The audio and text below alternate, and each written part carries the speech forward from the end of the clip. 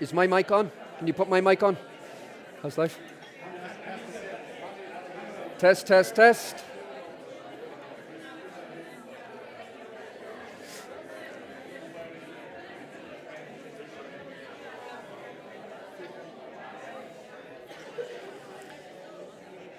Good afternoon, everybody.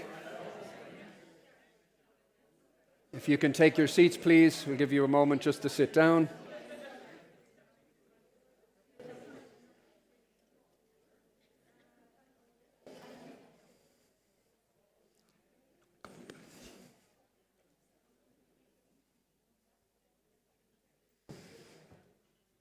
And there are seats here at the front and in the back for those of you just coming in.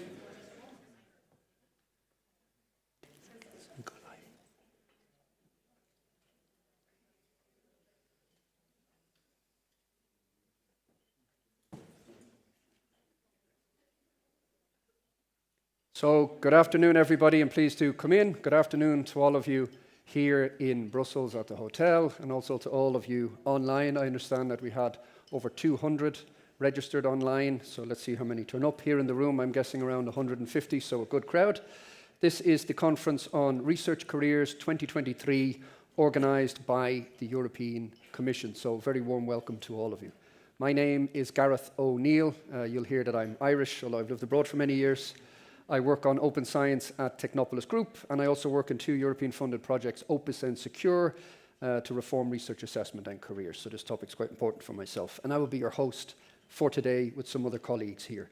I will also be supported here on my left by Dalia Covello, if you can just give a wave. And she is the IT coordinator of Euraxis here at the European Commission, and she will be looking after all of us and also everybody online with the Slido. We will have a Slido. You will see it on the screen at several times. So grab your phone, use the QR code or put in the number, and then you will get the questions that we'll be asking you. We've got a few questions to keep you all entertained. First off, I believe we have some housekeeping. Yes, we do. So if you could please put your phones away as much as possible, or at least mute them, and try to be present here and now. We will have questions during the conference on content, but if you have other questions related to the conference itself or administration, there is the registration downstairs by the lift on the 26th floor, where you had the coffee when you came in and you registered. We have an emergency exit straight ahead, to the right, if there's any kind of emergency. If there is, I'm sure you'll see me waving, and we'll give you instructions. Toilets are just here on the left. You'll see the door. Catering, there will be a break of 20 minutes with some coffee here, and then afterwards there will be a networking cocktail downstairs. And please do wear your badge at all times. For those of you who do not have your badge, you can register downstairs on the 26th floor. Today we will talk about three things. We will talk mostly about attractive and sustainable research careers. We will talk about the ReSaver pension scheme for researchers. And we will talk about the Euraxis mobility support scheme also for researchers. Before we start, I'd like to quickly have a look at Slido, and let's kick this off. Dalia, could you read out the first question?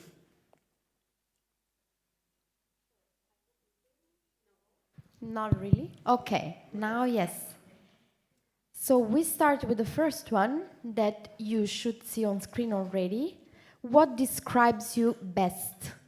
And you have several options you can choose from. I am a researcher, I am a policymaker, I am in research support, I am in higher education sector, I am a research funder, I am in business or industry, and that's it. Other options, you indicate them in case they are not in the list. So you can use the QR code there on the left or the right, and you can also type in the Slido number if you're using the net. And we'll give it a few seconds for those of you trying to hook into Slido.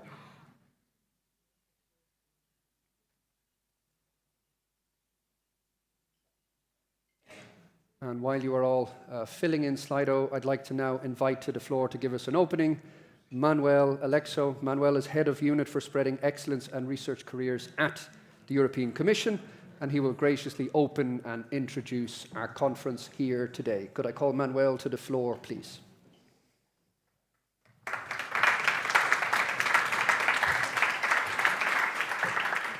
Thank you very much. Good afternoon. First of all, it's really a pleasure to have you today, for today and for tomorrow, of course, because it's a really important occasion for us to be able to come together with all of you and to discuss, to have a dedicated discussion on research careers and the different aspects and initiatives that this entails. So if I take a step back and ask why are we here today discussing research careers with the European Commission?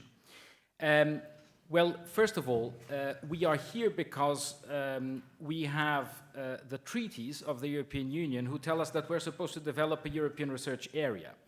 Now, I always explain that this is an objective, it's not a policy in itself, and it's a pretty difficult objective to achieve because it involves many different policies, and some of them have to be carried out not so much by the European Union or by the European Commission, but by the member states themselves. So this is a huge challenge because it implies that first we need to develop different initiatives, and second, we need to develop them with different actors, with member states, with stakeholders, with a multitude of different actors in this field.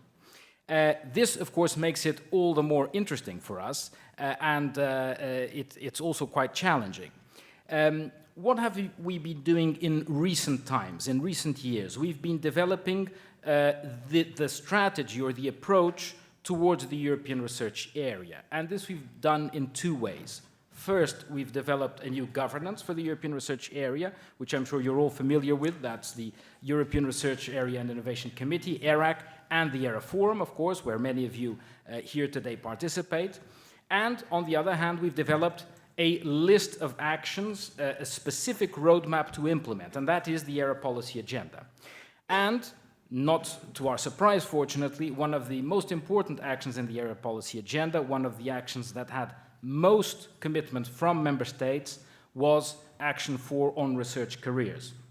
And this for us is a very clear sign of the priority that this represents, not only for the Commission, but also, and more importantly, for the member states and the stakeholders involved. Now, this Action 4 is, of course, more complicated than it appears at first, because it has different initiatives within this action and of a different nature. So, for example, we have developed together with many of you ideas for a framework on research careers, and the end result of this was a proposal that the Commission made in July, which is now going to be adopted in a few days on the 8th of December. And I think this is something that we should all be proud of as a job that we've all done somehow together, and many of you have contributed to this. We are also developing other types of initiatives. Some we are already starting this year, others we will develop next year, such as the Observatory on Research Careers. More on that to come, especially tomorrow. And next year we will, and I think I can unveil this without much secrecy, we will develop a pilot on research careers, a pilot call under Horizon on research careers, focusing in particular on early stage researchers. Again, this is all a part of the different activities, the different actions that we're developing under Action 4. So you see that it's extremely important to do this work together with member states, with stakeholders. Again, this doesn't happen in a vacuum. This has been developed over several years. I have to mention, of course, the Portuguese presidency a couple of years ago that adopted conclusions on research careers and that really gave us an important push in this area. And of course, we're also looking towards the future and what we're going to do after 2025 with the next ERA policy agenda that's already been being discussed in the ERA Forum. So, in a nutshell, we have a lot to do still. We've done a lot already, and we also need to think about what we will need after 2025, what we will need in the near future in order to continue developing research careers. For now, I would say that the priority for us is to really find ways to implement the Council recommendation on research careers, the framework on research careers, and to make it significant at the national level. This instrument, legally speaking, is not legally binding. So it's politically very significant, of course, but we have to find ways to make it significant also in practice. So the pilot that I've just mentioned next year, of course, is a first step. It's an important first step, but we need your engagement. And in a way, that's why you're all here today, that we want to bring different colleagues who are working in different areas, whether their focus is on the framework on research careers, on the legal framework, or it's on Resaver, or it's on your access. No matter what particular area you're working, you're really, of course, part of, and I know that many of you are working on all of them, more or less at the same time. It's very important for us to be able to discuss with you and to be able to articulate the different dimensions of all of these initiatives. So, thank you very much for coming once again, and I would like to especially thank the team in the Commission in Unit A2, headed by the head of sector, Tudor, who is sitting right here, and the rest of the team who is around for organizing this initiative, and we will of course be with them for the next day also. Thank you very much.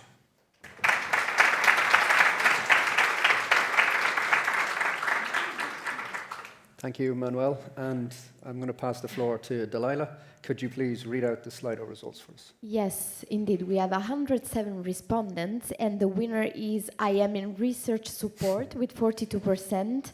9% of you are researchers, 15% policymakers, 23 are in higher education sector, 6% is a research funder, and 5% is in business and industry.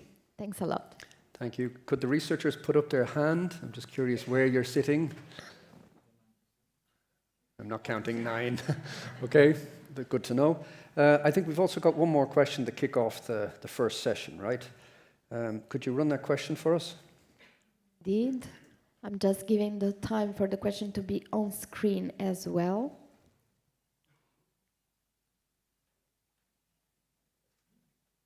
Okay, here it comes. So the question is, which of the following initiatives are you aware of? And you can choose between the proposed European Framework for Research Careers, the proposed new Charter for Researchers, the upcoming Air Talent Platform, the European Competence Framework for Research Careers.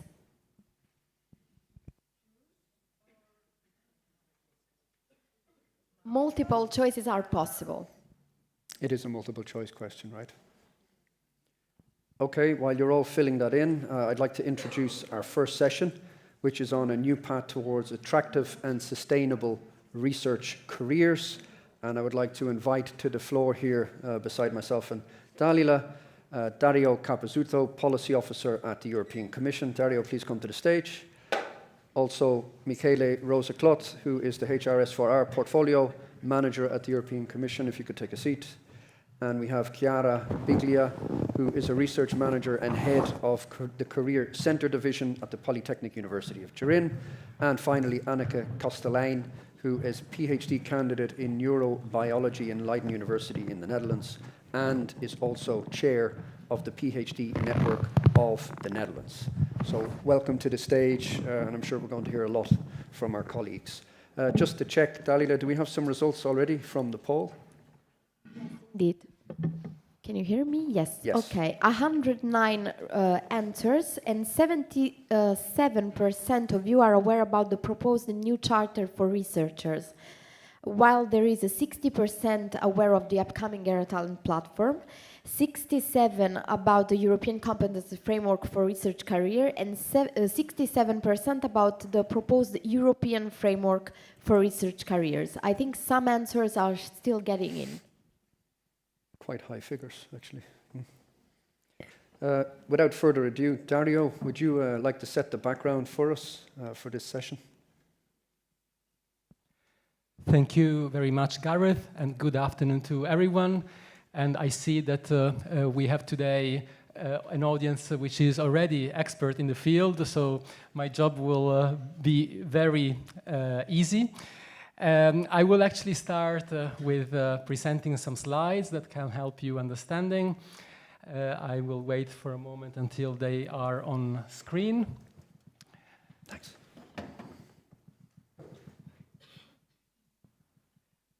Thank you very much.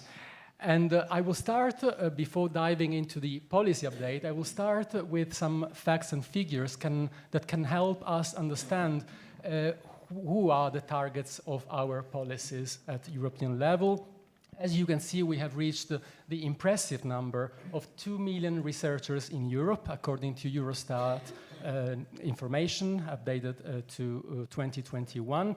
And this represents 1.6% of the overall total of the overall labor force in the EU, with a 45% increase since 2011.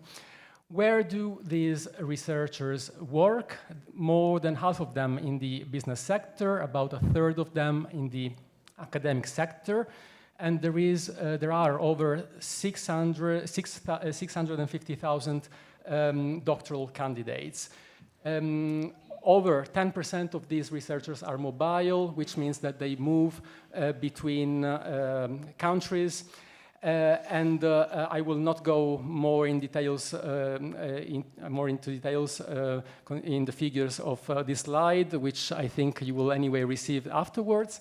I will rather underline the fact that what we are doing, and this was also underlined by Manuel in his opening words, is responding to a political call, an important political call which includes the Council conclusions on research careers adopted in May 2021 under the Portuguese presidency, and also a Council recommendation on the Pact for Research and Innovation, which was adopted in 2021 at the same time as the so-called ERA policy agenda, where, once again, you probably are aware of, Action 4 is the most committed action, therefore the action that received the highest level of interest by member states, namely 26, together with 4 associated countries and 13 stakeholders. Now, what are we doing to strengthen research careers in light also of this political momentum created around research careers? Well, at Commission level, but I should say that this is obviously work which we are doing together with all relevant stakeholders. Manuel was saying that many of you have probably been already involved in this. We are working on an overall package in support of attractive and sustainable research careers. We have 4 strands in this package, and the most important part of it, the first strand, is in fact the upcoming Council recommendation on a European framework for research careers. We adopted the Commission proposal back in July, and now the final text after negotiations by member states in the Council is expected to be adopted in early December. And this is very important because it sets really the standards for improving research careers in Europe, and it also includes the new Charter for Researchers, replacing the existing Charter and Code, and more will be said about it in the second part of this panel, which will focus exactly on the Charter for Researchers.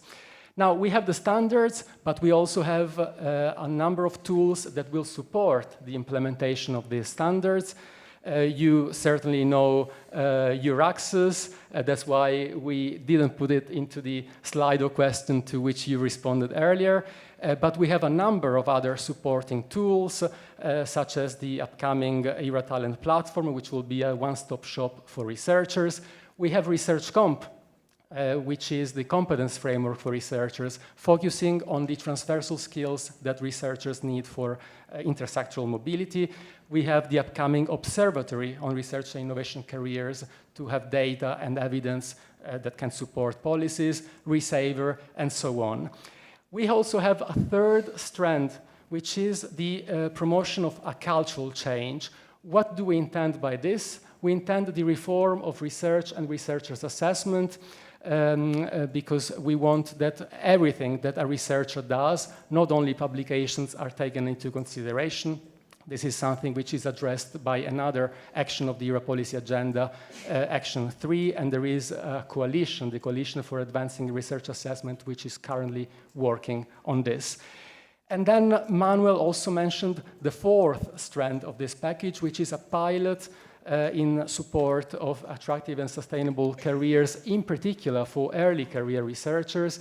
This pilot call will be launched under Horizon Europe, the Widera work program of Horizon Europe in 2024, and it will support intersectoral consortia that will put together all relevant actors of research and innovation in order to improve the working conditions, the employability of researchers with a focus on the organizational level. This will be very important, and we obviously the main focus will be on the implementation of the Council recommendation itself, of the Charter for researchers, and based on the results of this pilot, then we will see how to further take forward investments in this context. I would also like to focus on what are the pillars, and I'm sure that you are interested in it, the pillars of this upcoming European Framework for Research Careers. You can see here what was in the proposed Council recommendation, but I can already tell you that we don't expect major changes in the final text adopted by the Council. We start from the definition of researchers and of the research professions, the recognition of research professions and the comparability across sectors and member states. We have, of course, provisions on recruitment and working conditions. We want to address, for example, the important issue of precarity. We want also to have specific measures in support of early career researchers. And then we have the important aspect of skills in order to foster intersectoral careers, to foster researchers' entrepreneurship and innovation, including based on research comp that I will explain in a moment a bit more into details.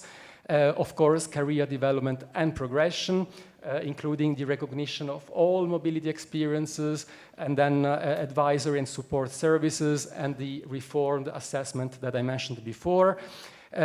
We also have a balanced circulation of talents, and we obviously want to make also Europe an attractive destination for talents. Support actions for research careers. I mentioned Euraccess, the Euro-Talent platform, of course, the new charter, and then the aspect of monitoring with the dedicated observatory that will be in place as of next year. And before I conclude, I want to show you the European Competence Framework for Researchers, which was also launched in terms of a website, together with the proposal for a Council recommendation in July. As you can see, this is a very important tool because it puts together all the transversal skills that are relevant for researchers in order to move between sectors, to have broader opportunities, to foster knowledge circulation. This is a very important activity in the context of the European Year of Skills, and it will allow researchers to identify the skills they possess, to further upskill, and it will be a very important tool, for example, also for universities and training providers who will be able to adapt, we hope, their training in order to include these skills and to foster the skilling and upskilling of researchers. I will stop here. Thank you. Thank you, Dario. Very much on time. I appreciate that. I'd like to pass the floor to Annika. Annika, could you introduce yourself and could you give us your views as an early career researcher on attractive and sustainable research careers, please? Thank you very much, and thank you for the invitation to the panel. It's very much appreciated that an early career researcher can also give an opinion about all the policy that is being developed right now. My name is Anneke Kastelein. I'm a PhD candidate, but next to that, I'm the chair of the Dutch PhD Candidates Network. We represent about 40,000 PhDs in the Netherlands, so quite a large group. And I was quite excited to read all the different new initiatives. I think a lot of them really pinpoint the right things. Like, I think it's really important that we are moving towards an assessment that is broader than pure research, because we all know that researchers do much more than just deliver publications. And we write protocols, we teach, we do science communication, we mentor at different levels. And I think it's really important that that is being acknowledged rather than it being something that is added to the package when you are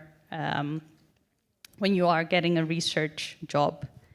I think also it acknowledges a lot of the struggles that early career researchers are facing. For example, the precarity. Going from stage R1, R2 to R3 is a really big, difficult step, especially for some groups. If you think about the age group that you're in and the decisions that you want to make in private life, it doesn't always match with the work conditions that you are in. So I think it's really good that there's attention for that as well. And I also really appreciate the research.com skill, the different skills that are described in that. On the same hand, I do wonder how, I have some questions about how we assess researchers with them. I think it's important to acknowledge that all researchers are unique people and that we shouldn't expect all these researchers to be good at everything. So I think it's also important to acknowledge that we have to work towards team science, where some will be really good at education, some will be really good at original research, others will be good at open science. And of course, everybody has to do a bit of everything, but we shouldn't be experts in everything. And I think that's also a good thought to keep in mind when developing new assessments for researchers. Then I also wonder how we will integrate this new framework together with the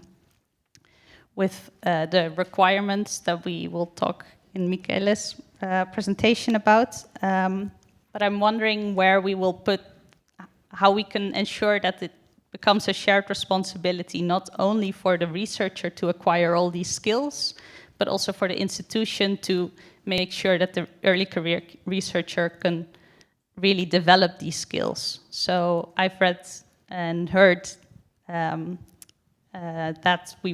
that there will be more attention towards developing careers, but I also think then it's important that in, for example, PhD trajectories, there is dedicated time to develop extra skills, because at this point in time, as an early career researcher, you're really assessed on your research output, and developing extra skills is very important, but there needs to be dedicated time, and there needs to be dedicated acknowledgement from supervisors, for example, that these are important things to do, and that there should be room to grow. So all in all, I'm quite excited, but I'm also very curious about the conversation that we will have between funders, between institutions, between researchers, on how we can make this a success from paper to practice. Thank you. Thank you, Annika. Chiara, could I pass the floor to you and also ask you to give us a short background about yourself and your views as a research manager from a slightly different perspective now? Yes, so thank you. Thank you, the European Commission, for inviting me, and thank you, Anneke, for your inspiring thoughts. So my name is Chiara Biglia, and I've been working as research manager for more than 25 years in the Research and Innovation Department of the Politecnico di Torino, where I currently am the head of the Career Center Division. I've been also involved in the revision of the European Charter for Researcher, being a national representative in the HR and Mobility Standing Working Group of the European Research Area Committee, and I'm involved in studies of the European Commission on researcher careers. So I will use my 3 minutes using 4 keywords to comment on the recommendation. So I will mention them now, so if I run out of time, at least I've mentioned them. So they are celebration, cooperation, accountability, and recognition. Celebration, because I think we have to celebrate this important milestone, this first step in the right direction, with all the work, effort, and consultations that have been done. And that was the first. The second one is cooperation. In order to achieve the challenge, the goals and the changes that are envisaged in the recommendation, we need a strategic action with all the different stakeholders involved proactively to implement these changes. This means that we need member states, decision makers, also national research evaluation agencies to implement the necessary changes in legislation to ensure adequate funding in order to reduce precarity and improve social security, increase salaries, and really attracting research careers. But we need also collaborations between universities, research performing organizations, companies, private and public employers. So each of these stakeholders should act proactively for their responsibilities. The third keyword is accountability, because we need member states to be held accountable for the support that they provide or they do not provide in the frame of their recommendations. So we know that the recommendation is not binding, so the risk is real that we have different level of implementation across Europe. And in this sense, I would be curious to know if the Observatory on Researcher Careers goes in this direction with our indicators, which is the purpose of this observatory. And the fourth keyword is recognition. Of course, we need recognition of the professional researchers, of their competencies and skills, but we need recognition also of the fact that researchers in academia should be well aware of which are the constraints, the external constraints, the state of play outside academia, of the market, and so on. And we need recognition of the big effort that universities have to do in order to support, they are the crib, the incubator of these new researchers that should be interoperable and capable of working across boundaries of sectors, of disciplines, and also geographical barriers. Yes. And then we need recognition of research managers, of the profession of research manager, of their roles and skills, because they enable researchers, they allow researchers to concentrate, to focus on the research and on the impact of their research at the highest levels. And finally, we need recognition of the association, I think, of researchers, association of universities, because they have the in-depth knowledge that is needed of the challenges, of the problems faced by researchers, by institutions to support researchers' careers, and they must be consulted before the legislative changes are done or reforms are done. So I think that an important role can be played by the European University Alliances in this sense as test beds for piloting initiatives, strategies, and to find the solutions for all the barriers that still hamper these interoperable researchers' careers. So thank you. Thank you, Chiara. I check if there's any questions from the audience. Have a couple of minutes. Have a quick look around. I also check with Dalila if there are any questions so far online. No questions so far. I'll give it a moment. Does anybody have a burning question so far for what they've heard, or any of our panelists? If not, then I will put Dario in the hot seat and ask him if he would like to give some reflection on what he's heard so far. Well, thank you very much, and I'm really happy to hear the feedback of Anneke and Chiara on the overall package in support of research careers. And I will give a first feedback on the question of Anneke. questions or comments, in particular as regards research comp. And absolutely, we share your view. We cannot expect researchers to be excellent in everything. We know that this is simply impossible, and that, of course, this will also be not possible in terms of time available for researchers. We certainly encourage teams of researchers to cover as much as possible the competences of research comp, but not every single researcher to have all those competences. And then when it comes to training, availability of training for researchers to develop those competences, we are actually now working on the support for the use of research comp. On the side of researchers, we will try to make sure that they are encouraged to self-assess themselves so that they can understand what skills they already have and where they need to do some additional work. But also at the side of universities and training providers, so that there is indeed, as you rightly pointed out, availability of training opportunities for researchers to upskill. And of course, fully agree also with the fact that assessment should take into consideration the skills of researchers, but also there should be enough time available for researchers to dedicate to this. Right now, there is this bottom-up approach for the reform of research and researchers' assessment in the context of the COARA coalition. So certainly this is an aspect I believe that will be taken into consideration.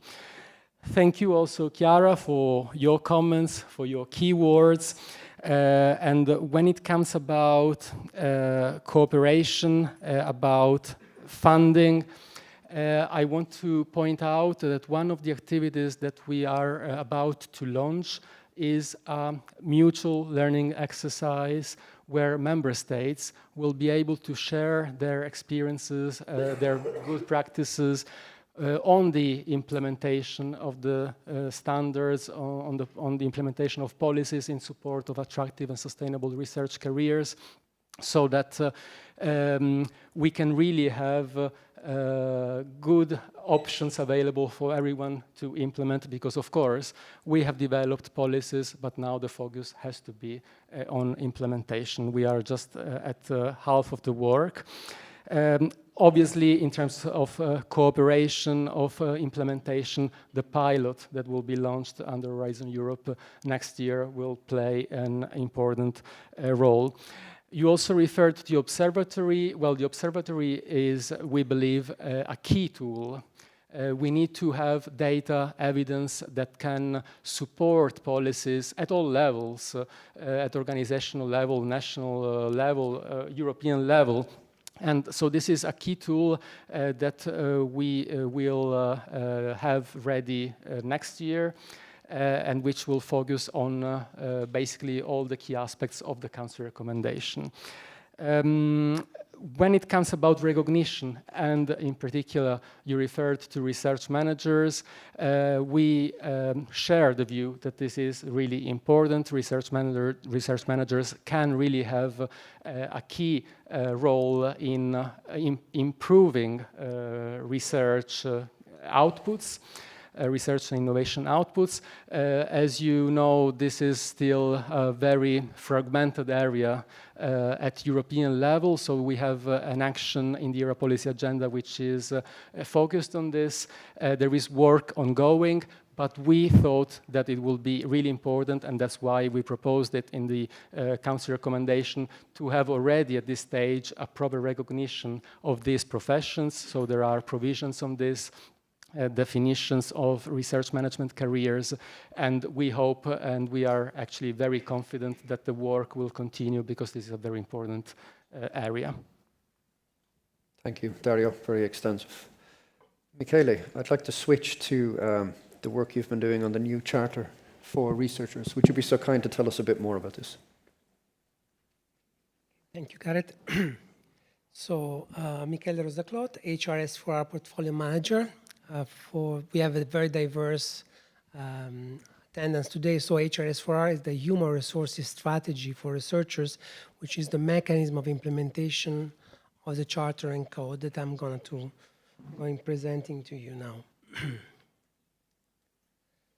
In order to speak about the new Charter, which will be an annex to the Council recommendation that Dario introduced, on the framework for researchers that Dario introduced, I need to make a small parenthesis on the past. This Charter for researchers is not coming out from a recent reflection. It's coming out from a long process that started in 2005.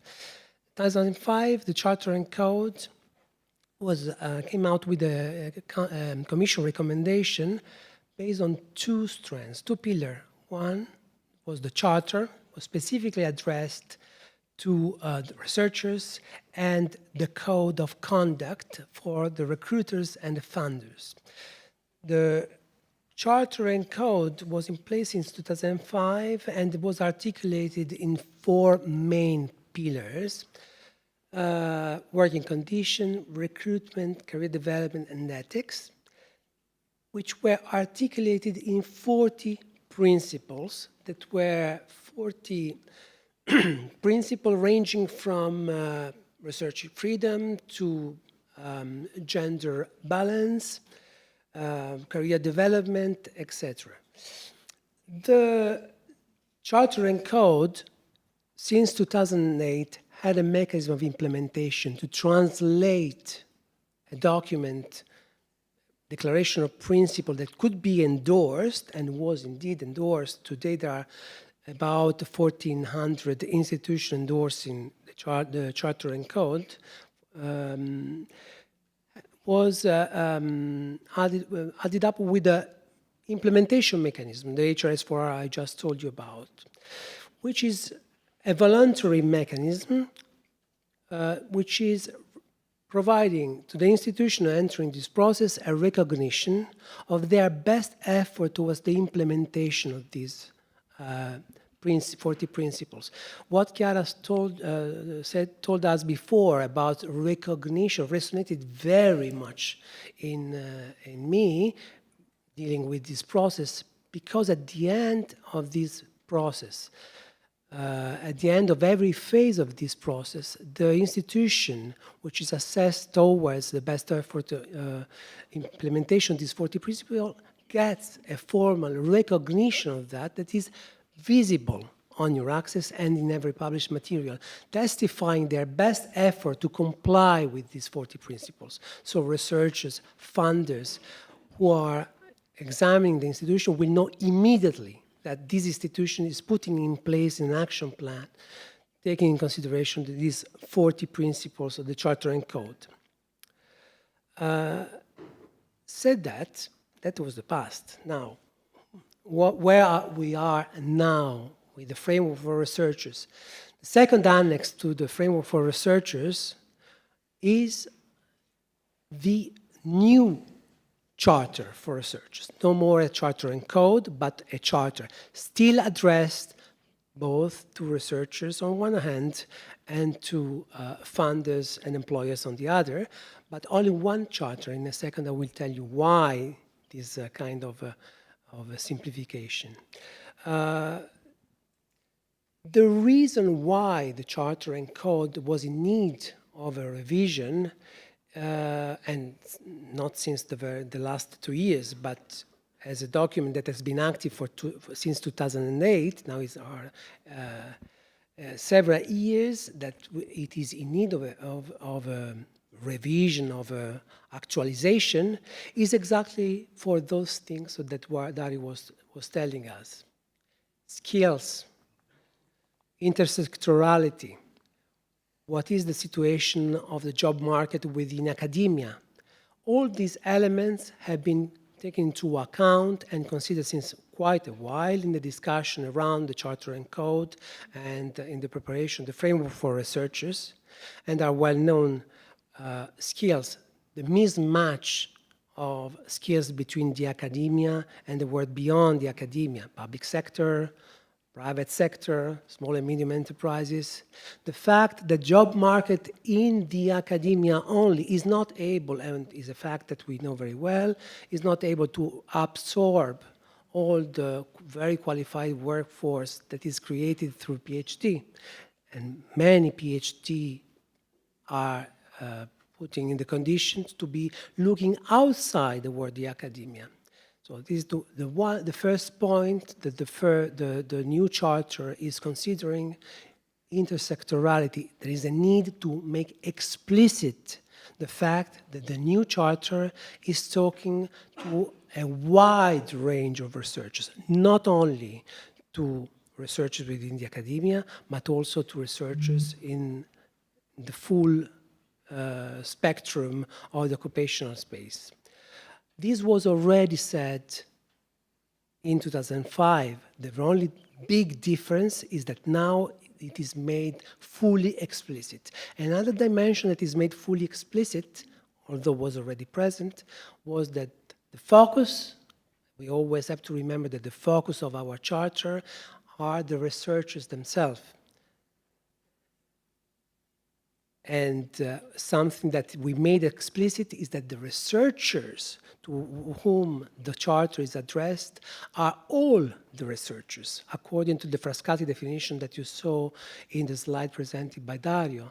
These are all the creators of new knowledge, and not only in the scientific sector, but also in social sciences and humanities, and not limited to that only. Also other sectors of research shall be invested as well. So in this slide you see the complex, well, I tried to simplify, but it was a complex process of consultation and input and collection of input for the development of the new charter.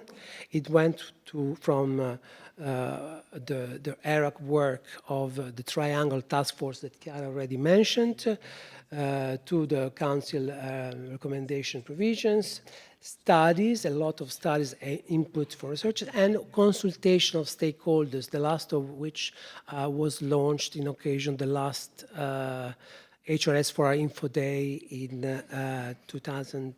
last year.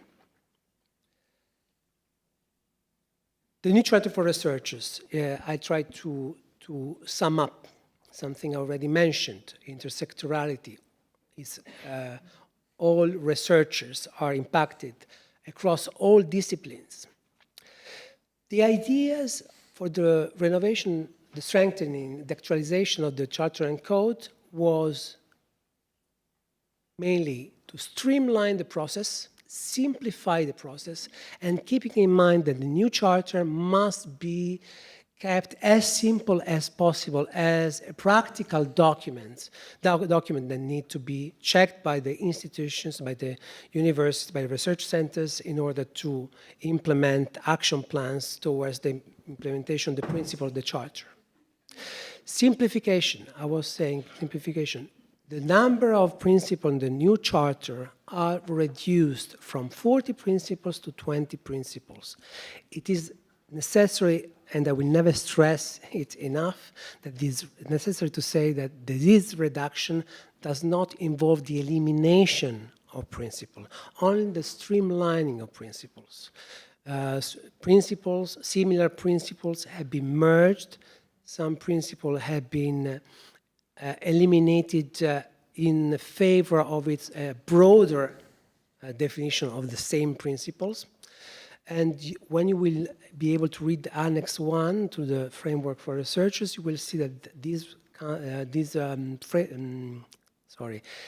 Charter for Researchers includes all the old principles plus other things, such as new political language, bringing in the limelight principles, political principles that have been used only in the last 4 or 5 years, etc. In particular, you may want to pay attention to the fact that we include no more gender balance, but gender equality. This is needed to align to the gender equality plans that have been recently implemented. Open science is a more explicit principle, and etc. Now, one thing that Chiara mentioned is the role of managers. Managers are explicitly mentioned in the new charter, not only managers, but all research support staff. And also another thing that was mentioned before was the fact that researchers are not just doing research, they're doing something else. The charter is impacting strongly this point. Researchers are in the research profession teaching, mentoring, and all the other researcher activities are included. Voila. The 4 pillars have been slightly reworked. This is a scheme, a basic schema of the new charter, and that I already presented. Let me go one more. Oh, sorry, that was the last one. So I had 2 additional slides, but I removed it at the last moment. So. Thank you, Michele, and you're bang on time. I see you were looking at it. I see we have some questions online. I'd first like to check if Chiara would like to respond with a view from the research managers, especially in relation to what Michele has said. Yes, regarding the European Charter and the Human Resources Strategy for Researchers, I'm particularly happy to be here today because in November 2013, so exactly 10 years ago, my institution, the Politecnico di Torino, received the HR Excellency Research Award.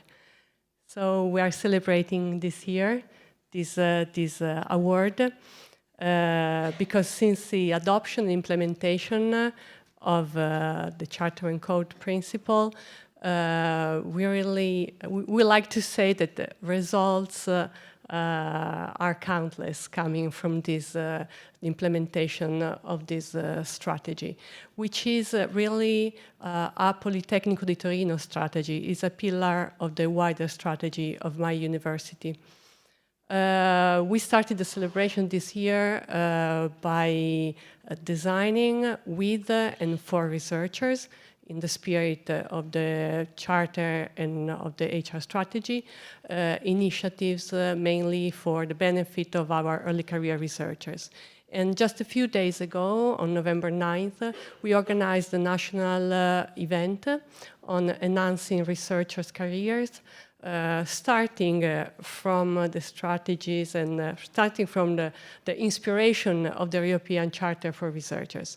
And so we had a representative of the European Commission, Michele was there, thank you, and Tudorian was there, thanks. We had representative from the ministry, from the largest association of manufacturing and service companies. We had also the National Research Evaluation Agency participating. So we had all those so-called all those stakeholders that I mentioned before that are needed for the cooperation to achieve the goals. We had an interesting discussion, and in the afternoon, with the colleagues from the other Italian universities that have the award, and I see one of the colleagues there from the University of Florence, we organized a panel discussion together. We built also this panel discussion together, trying to tell the story of how to start to apply for the award and to retain the award. And together with all the 15 Italian universities that have the award, we drafted a report outlining which are the benefits that we experienced through implementing this process, and which are the obstacles that we encountered, mainly due to the national legislation constraints. And finally, we shared the best practices of our own universities, both on the methodology that we used to implement the strategy, the HR strategy, and on the actions that we implemented. And we will share this report, we are finalizing it, and we will share it and send it to the ministry, to the National Agency for the Research Assessment, and we will send it to the European Commission for sure. So we have a long list of benefits, and now I don't have probably the time to, to go through them, but really they go from being a driver of innovation, triggering processes of change, including cultural change.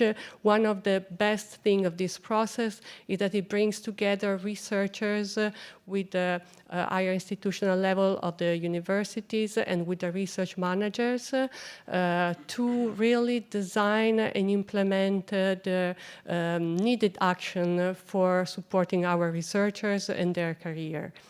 Well, there are really lots of benefits, so I don't know if I have the time now, but I will be, no. Okay, but everyone will receive the report, so you will take a look at it. Thank you. Thank you, Chiara. And I'd like to also give Annika a chance to respond as well from the early career researcher side. Thank you very much for your presentation and also for all the work on the charter and the different aspects here. And I'm really pleased to hear all the initiatives. So research, academia is a special place, and doing research is really quite something that you can follow curiosity and that you have the time and the ability to really dive into questions. But I think it's also important that at academia we have problems, and we really have a problem with culture. We have severe hierarchical structures, there are social safety issues, there are mental health issues. A lot of researchers, especially early career researchers, are in precarious positions. Gender equality is not there yet, even though it has been on the agenda of several institutions, of funders. We are not there yet. And diversity is also not there where we should be. So I think it's really important that the new charter acknowledges that we have these challenges in academia and that it's important to work on them.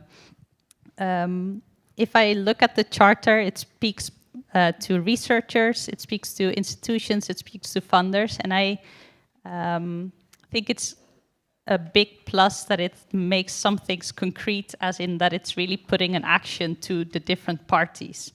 But I also see that to have this charter being successful, all the different parties need to agree on how to interpret the charter and how to put them into practice.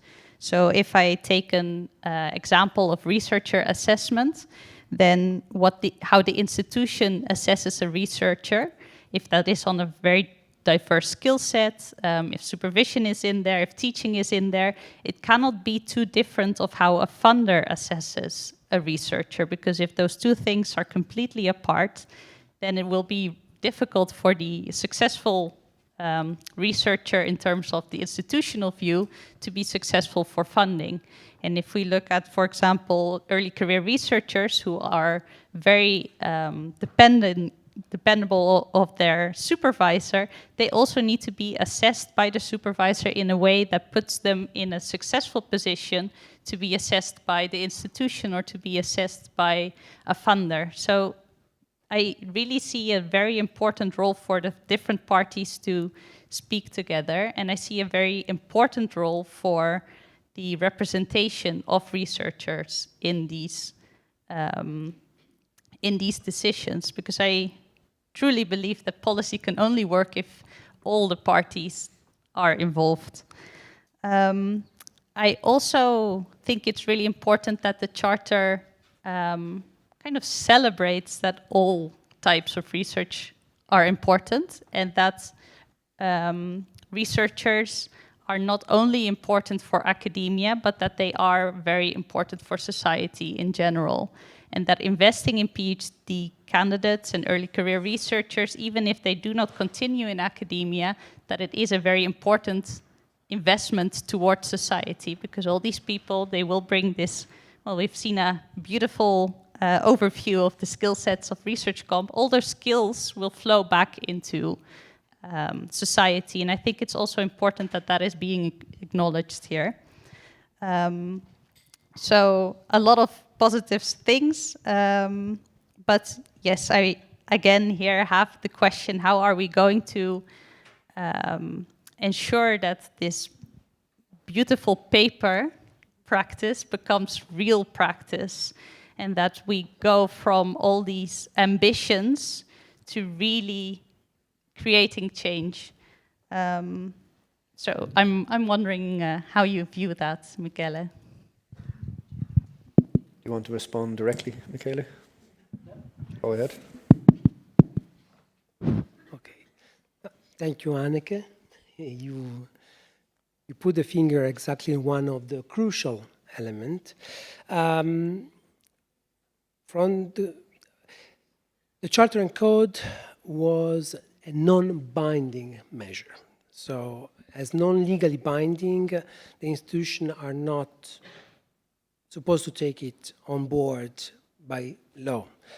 Why they do it is because the number of advantages, especially through the human resources strategies for researchers, are huge, especially within the institution, not only in terms of visibility, but also in terms of transformation of the political process and the organizational process within the institution. But to transform it into practice, okay, the first step that the Commission adopted in order to make it more tangible the endorsement of the Charter and Code was the creation of the Human Resources Strategy for Researchers.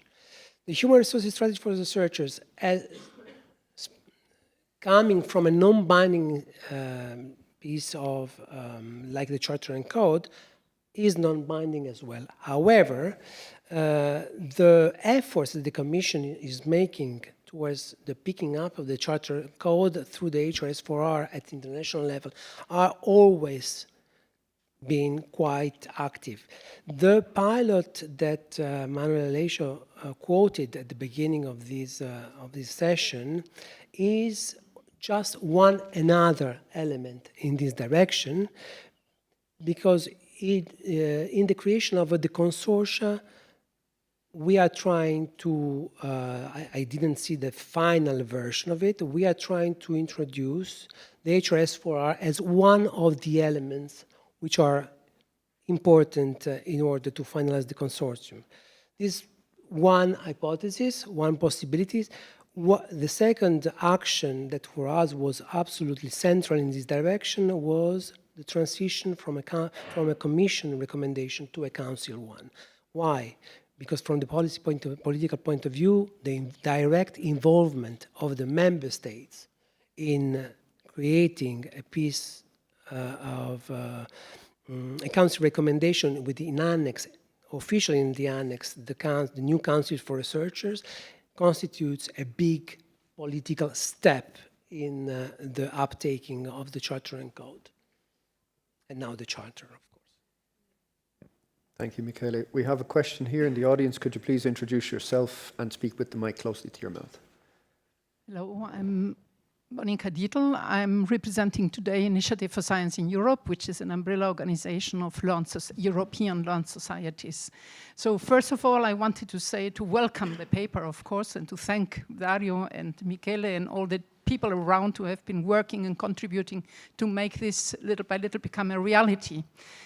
But I still want to share two thoughts or two concerns which I believe are not as insignificant as that. The first, what I observe on the presentations is there is always a little ambiguity between, do we talk about researchers' careers or research careers, which maybe not be exactly the same.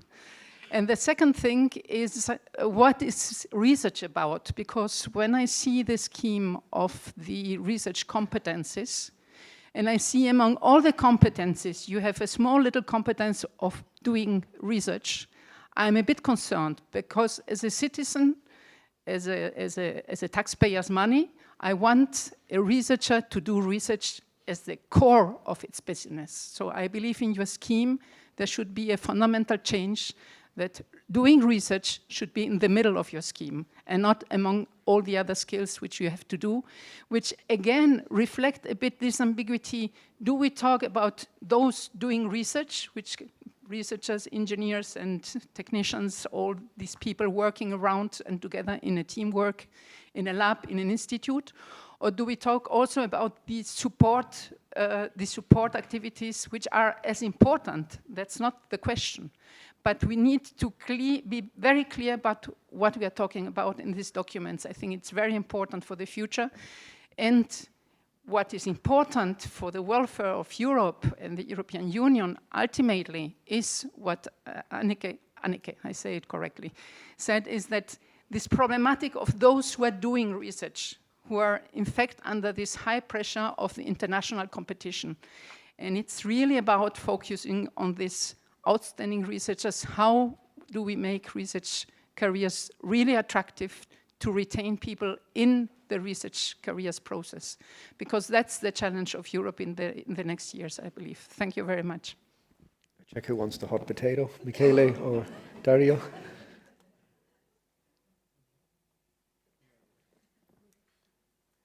I think we want to share the hot potato, so I will take half of it. Thank you very much, Monica. And I will start with your first question, focus of the Council recommendation on research or on researchers' careers. And here I have to say that certainly the main focus is on researchers' careers, but not only. I mean, for us, human resources, the human capital is fundamental for research. We are talking about the human capital as a whole. And that's why, for example, we have a definition of research management careers, and we have other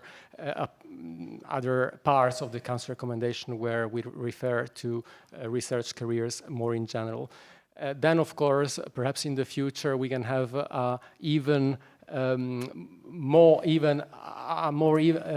focused approach on the wider research careers, but for the moment we felt it was really necessary to have a clear focus on researchers, main focus. When it comes about research comp and doing research, I can certainly answer that research comp is addressed to researchers. I can also say that research comp doesn't intend in any way to underestimate the importance of doing research. It is the focus of research comp itself to limit the reference to research, because it is a competence framework which focuses on transversal skills. So the focus is not on doing research, but the focus is on allowing researchers to do research in all sectors. That is why you have found not enough relevance for the competences that you were looking for and that are strictly related to research. But indeed, we, of course, consider research competences, strictly research competences, as fundamental for a researcher, of course. Michele, short, please.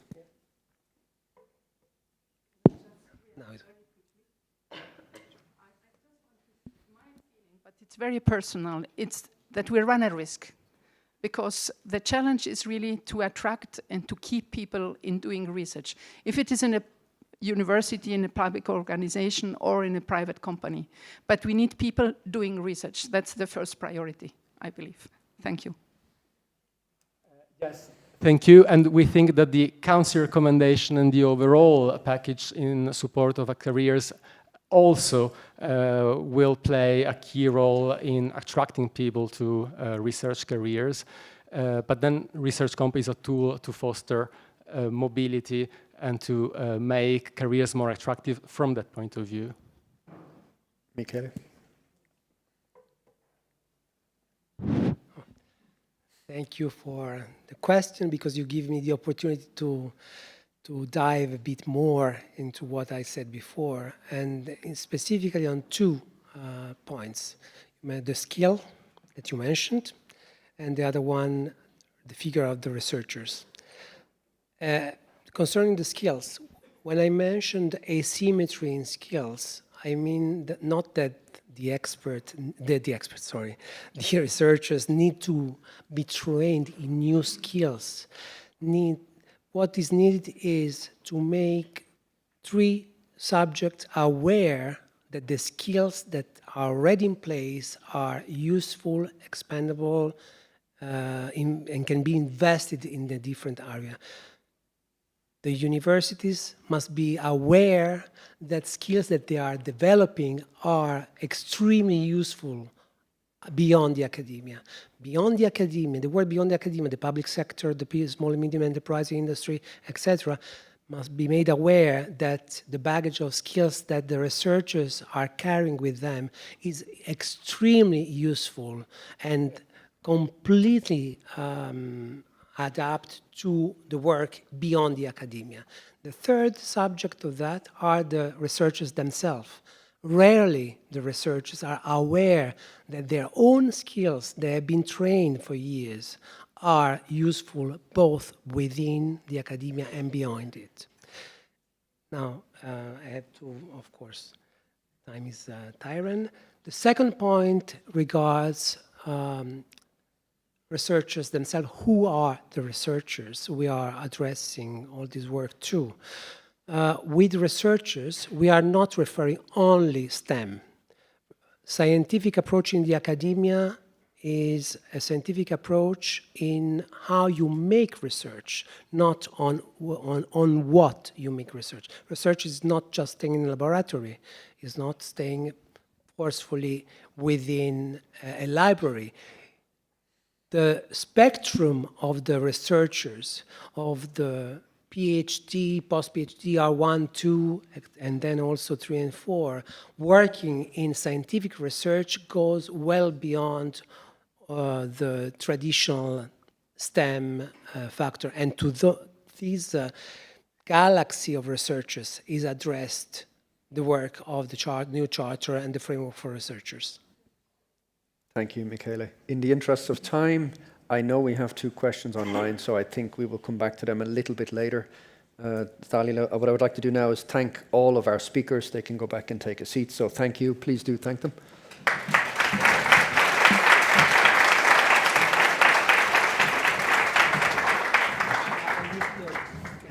Thank you. And while our colleagues are taking a seat again, Dalila, I believe you have a question for our audience, a Slido question. Yes, we do.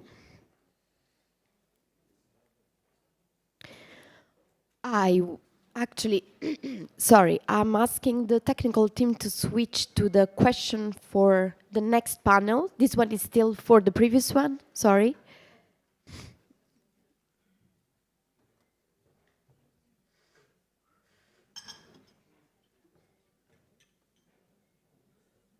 Here we go. Yes, here it comes.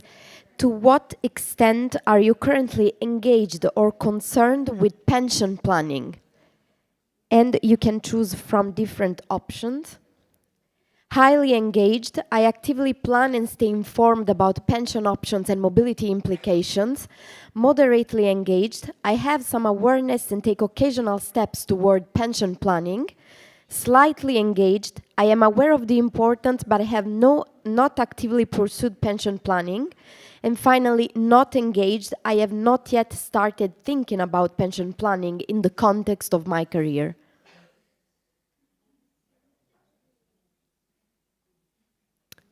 People are voting. Perfect. While you're all voting there, that's perfect for the introduction to our next session, which is on crossing frontiers with Resaver, addressing pension challenges for Europe's researchers. And I would like to call to the floor, please, if you could all hustle down a little bit, thank you. Slaven Mislencevic from the European Commission, he is a policy officer there. Slaven, please take a seat. I would like to call also to the stage Bea Cheresny, who is a pension fund manager at Resaver. Also Frederik van den Wege, who is a senior expert at the European Insurance and Occupational Pensions Authority. And last but not least, Rosary Griffin, who is director and secretary at the International Consortium of Researcher Staff Associations. So please take a seat.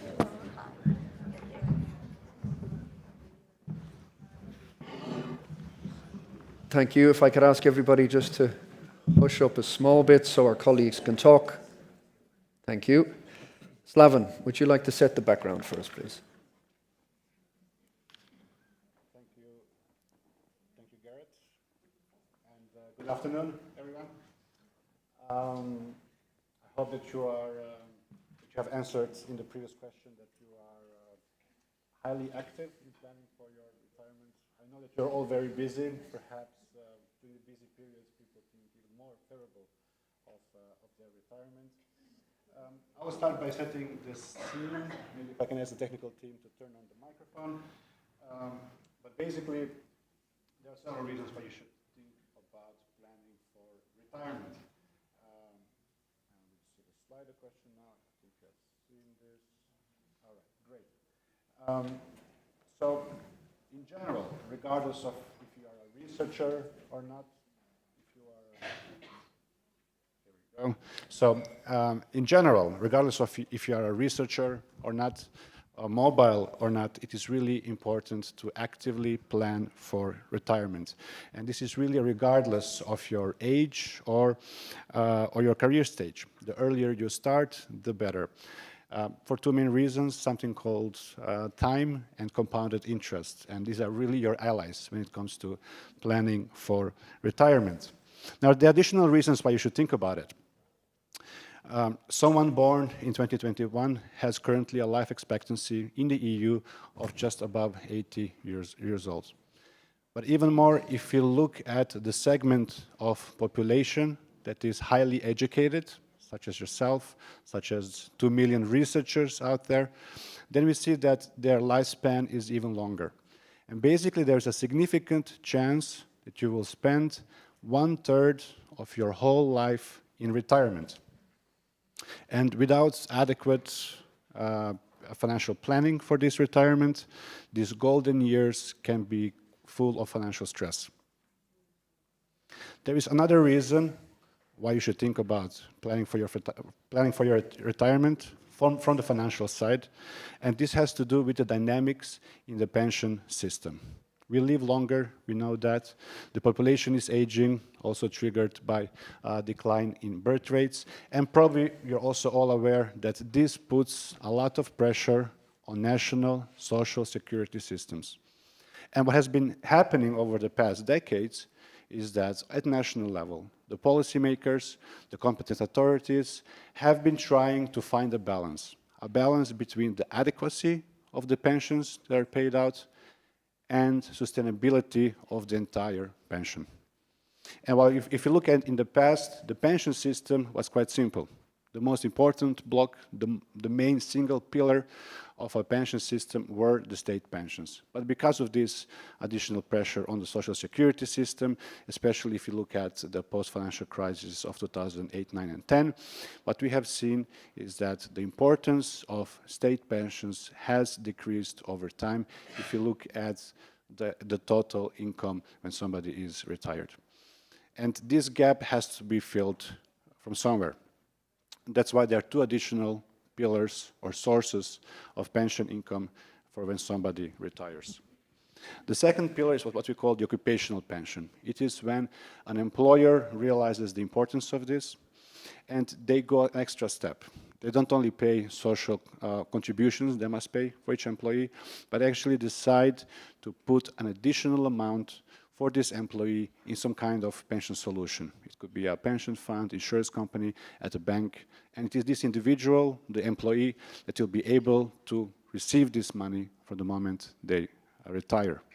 And there's a third pillar which is called a private pension, which is basically everything that has to do what you do individually. If you, for example, open a bank account or some special savings account for retirement, this is what it is under the private pension.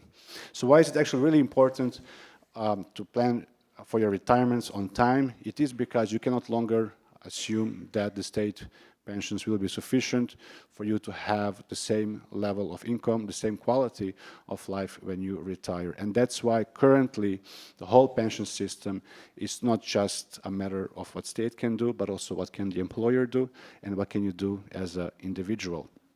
Today we'll be focusing on one initiative of the ERA Policy Agenda Action 4, which is ReSaver, which is a concrete occupational pension solution. Now, these are all general concerns. Like I said, researcher or not, mobile or not, everybody should think of that. But if you look at researchers and we know that researchers are the most mobile category of workers in Europe, well, then there are some additional mobility-related concerns. We talk about pensions, it can get quite technical. I won't go too much into technicalities, so that's why I will explain this with a very simple example. And in reality, the examples are much more complicated. But we take here a researcher, simple researcher that has worked in 3 different countries. So this researcher started his career in country A, where he got a 2-year contract, and he was lucky to work for an employer that understood the importance of occupational pensions. And this employer has been putting aside every month while the employee was working 5% extra of the salary into a pension fund, insurance company, bank, or whatsoever. After these 2 years, this individual moves to country B. Here he has a slightly longer contract of 5 years. Again, he is lucky to have an employer taking care of him when it comes to occupational pensions. And after 5 years, he moves to country C, where he stays for 30 years. Basically, he stays in country C until retirement. The question is, what happens at retirement age? Well, in country C, there's a first potential surprise, because he has to remember that 30 years, 35, 37 years ago, he worked at an employer, that employer was paying contributions to some solution in that country. Employer perhaps doesn't exist anymore. The pension solution that received the money in the meantime maybe changed name, maybe doesn't exist, maybe it has been taken over by another company. But let's say in this case, this researcher has always been keeping his documents neatly, and so he actually has not forgotten, and he manages to go back to the country A where he thinks he has some assets. Another surprise pops up, because when he approaches the pension solution in the country A, they will tell him that he only worked for 2 years in that country, so actually all the employer contributions are lost. He cannot have them, which is the second negative surprise. And this has to do with the vesting period, which in most places is still 3 years. It used to be 5 years. And then this same individual moves to country B. Good news is he worked for 5 years, so he is not losing his pension contribution. But actually he can decide 2 things. Either he transfers out to country C, but there's going to be a lot of hidden and big costs that are going to eat up a significant part of his investment, or he decides simply not to pay this fee and he leaves it in country B, meaning that how he receives this money will be quite different than how he receives his contributions for country C, at a different age, in a different format, etc., etc. And he has 2 separate financial flows. Now, from the European Commission side, this is an issue that we have been familiar with. First reports indicating or making a connection between increased research mobility and challenges when it comes to accumulating adequate pension rights has already been outlined in some initial studies already in 2008 and 2009. And if you look at the current policy context, here we really have the ERA Policy Agenda Action 4, which was already presented in detail, and the Council recommendation. And they all put ReSaver as a forefront, as a significant solution to these type of issues. Now, ReSaver, it is a separate legal entity. It is an initiative that the Commission has been supporting, and it has been really developed to solve many of these issues. So, and also for that, I also think the other speakers will add something more. But basically, the basic features of it is that there's no vesting period. If a researcher works for 1 month for an organization part of ReSaver, they will not lose these rights. There is no transfer in or transfer out, making it very easy for them to make sure that their assets are actually following them. It's also fully digital, meaning that you don't have all the administrative burden in order to know where your assets are. And moreover, it's quite transparent, and how it invests its money, just because it is a pension fund only for research performing organizations, it also makes it much more easier to have an investment strategy which is really aligned with the objectives of European research performing organizations. Thank you, Slaven. Dalila, could you give us the results of the Slido poll, please? Sure. So we have 100 answers, and 60% of the audience divides between moderately engaged and slightly engaged. Only 16% so far is highly engaged, and 12% will find this session very useful because it's not engaged at all, so they will engage afterwards, hopefully. Thank you, Dalila. And what I would like to do is to pass the floor now to Rosary. Rosary, could you give us a bit of background on the work you do? I'll give that a moment. And also your views on, well, on pensions and Resaver. Yeah, my name is Rosarie Griffin, and I'm the secretary of ICORSA, which is the International Consortium of Researcher Staff Associations. I'm also the secretary of the Irish Researcher Staff Association, and I'm chair of our own Researcher Staff Association at University College Cork in Ireland. So I'm very interested and involved with researchers in relation to their careers. Now, in our experience, and you'll probably relate to this given the question, is that researchers are typically not particularly well informed about the risks of not looking into their pension. And this is often a factor of age or indeed stage of career.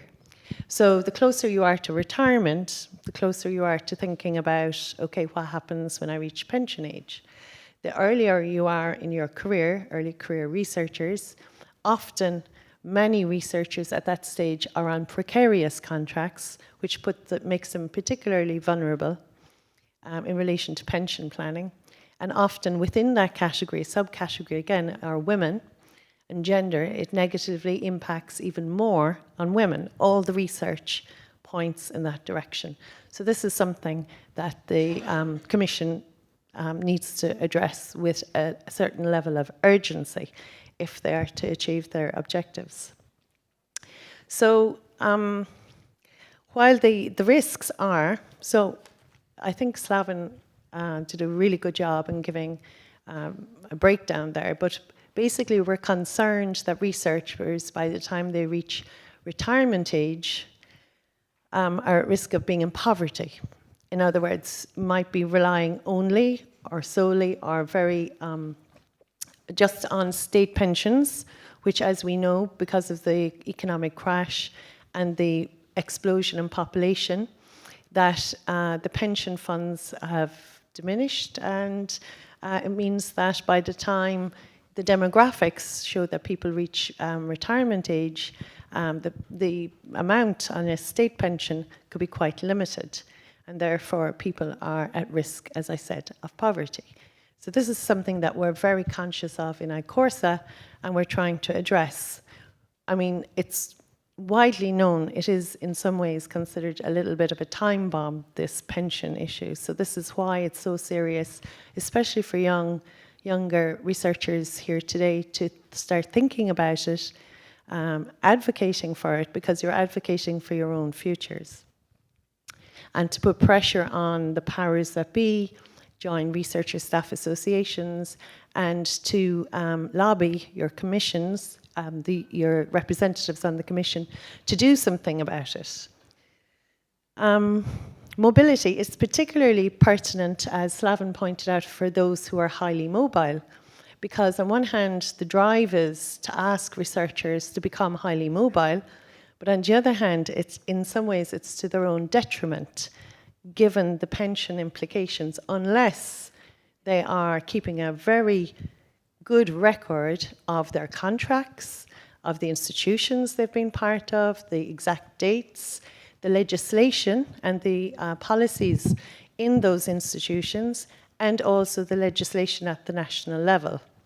So as Slaven pointed out there, if you're under 2 years, and many contracts are only 1-year contracts, and a lot of people are on numerous short-term contracts, then this has serious implications for your pension.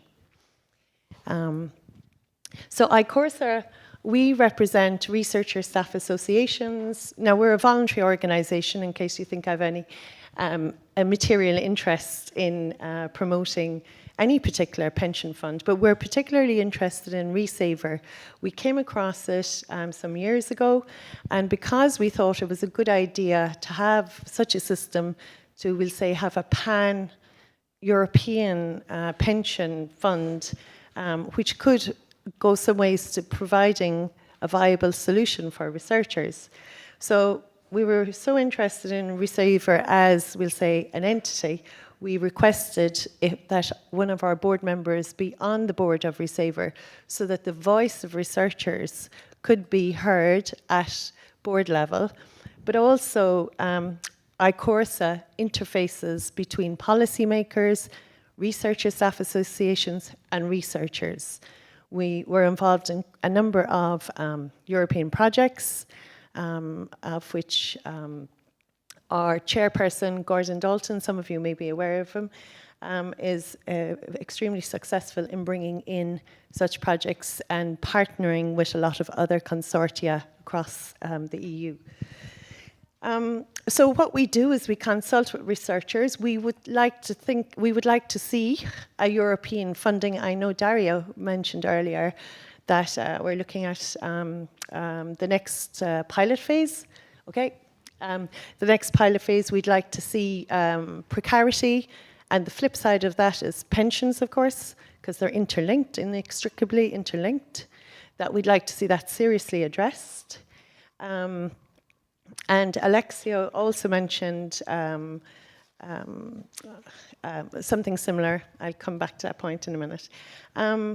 We also deal with the institutions, research institutions, and at the local, regional, and national level, and international levels. So basically, pensions are a hot topic and something that we all need to give a lot of attention to. And if you haven't started thinking about it, please, I ask you from today, ask questions of your institution where you are. Ask them about your pension pension entitlements and what it means for you. Thank you. Thank you, Rosary. Bea, could you tell us about the work you do at Resaver and also your view on the pensions? Sure. Thank you so much, Gareth. Thank you for the invitation, first of all. I'm here today to represent Resaver, this cross-border multi-employer pension fund that exists in 6 countries of Europe with the intention to extend its operation to more countries in the future. The cross-border pension fund, what does that mean?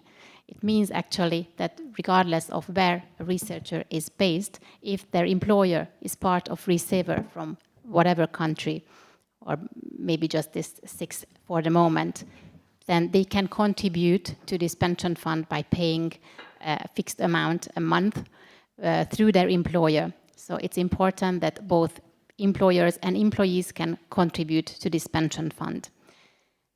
I would like to describe the pension fund, the operation of the pension fund with 3 maybe contradicting characteristics. But these are not contradicting after all when we get to the end. So it's a joint initiative, but still a segregated initiative. It means that joint because there are multi-employers, so more than one employer is part of this pension fund. It has a lot of advantages. First of all, the cost side. So if you put together more assets than less, then obviously your service providers as a pension fund will charge you less fees. It means for you employees or researchers that you will get more value for your money in the end at retirement because less costs will be deducted from your assets. So this is what we call economies of scale. When you have a larger amount of assets, money put together, then the operating costs, the administration costs, and also the investment expenses will be less as opposed to individually set up pension funds. And segregated on the other hand, because the employers will have their own pension plan within Resaver pension fund. This means that the employer can tailor the benefit structure to its needs based on the budget available, based on the needs of the researchers. The contribution levels can be different. The investment choices that individuals can make will be different depending on the employer, also depending on the country. So that is one aspect. Important to note that there is no collective liability here, even if it's multi-employer.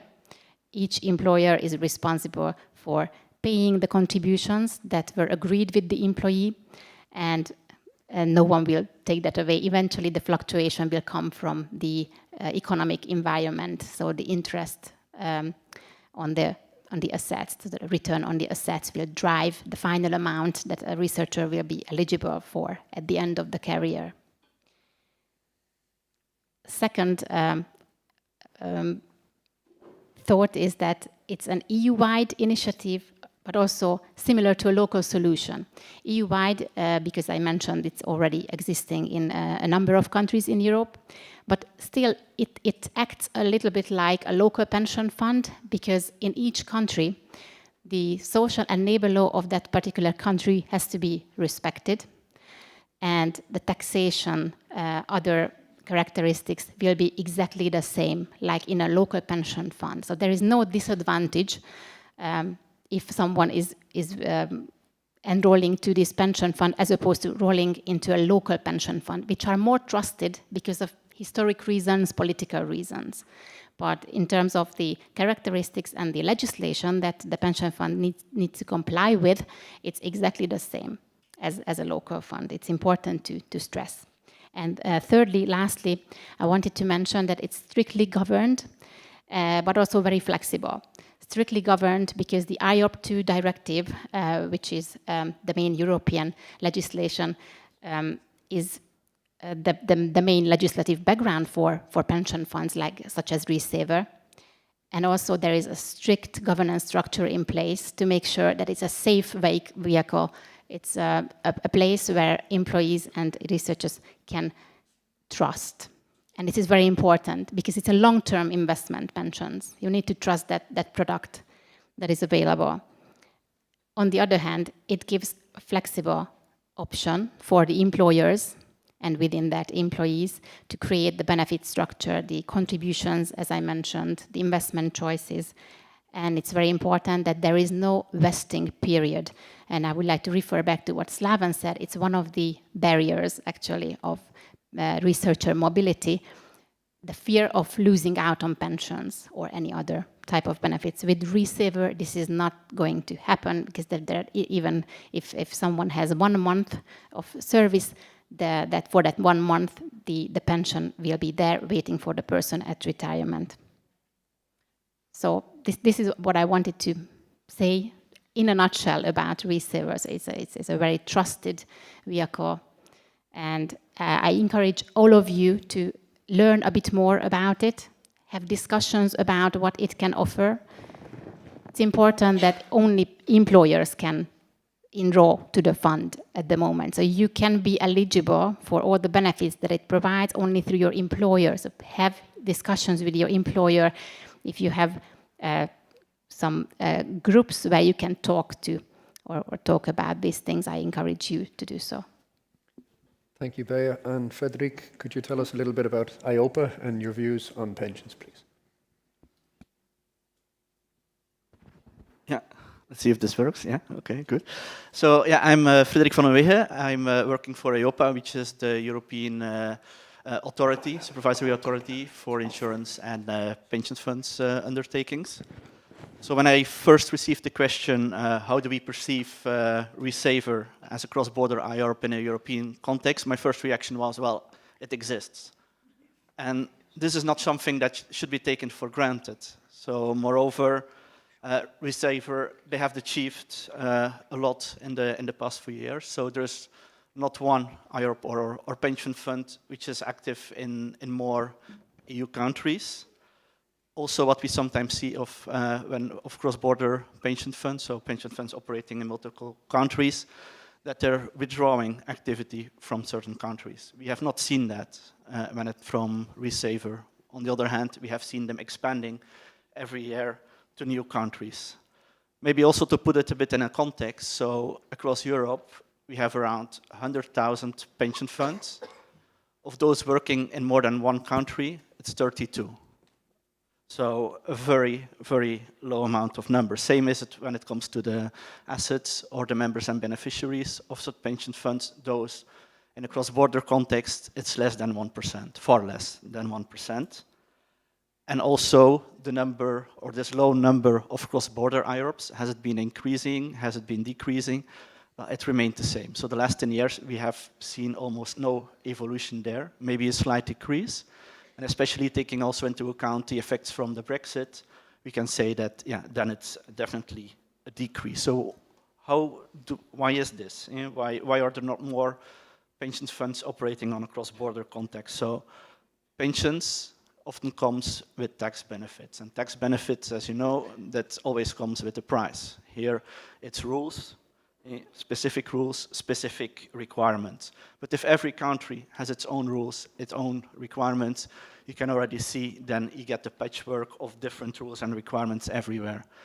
So the EU already tried to address this. So they discussed this with the member states, and they agreed that when you have an IORP or a pension fund working in multiple countries, you can take the rules of the location of the IORP, but you should still take into account the social and labor law of your employer. Meaning, for example, you have a pension fund in the Netherlands, you have an employer in Spain, you have an employer in Germany, then you have to follow prudential rules from the Netherlands, social and labor law from both Germany and Spain. So social and labor law, just to give an example, can be retirement age, can be the communication you have to do, should be done in the local language, can be related to participation in the decision-making process of the cross-border IORPs, can be allocated or can have something to do with rules regarding divorces, etc., etc.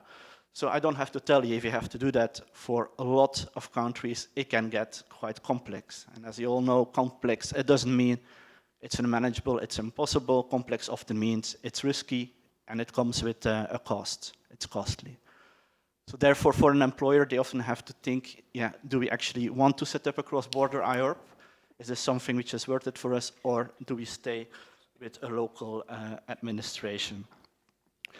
On top of that, the social and labor law, it's not the only problem. We also see there's a need to have some providers, IT providers, administrators, that can cover all of the countries where you're located, and you need to have a certain amount of people that are actually included in this cross-border IORPs.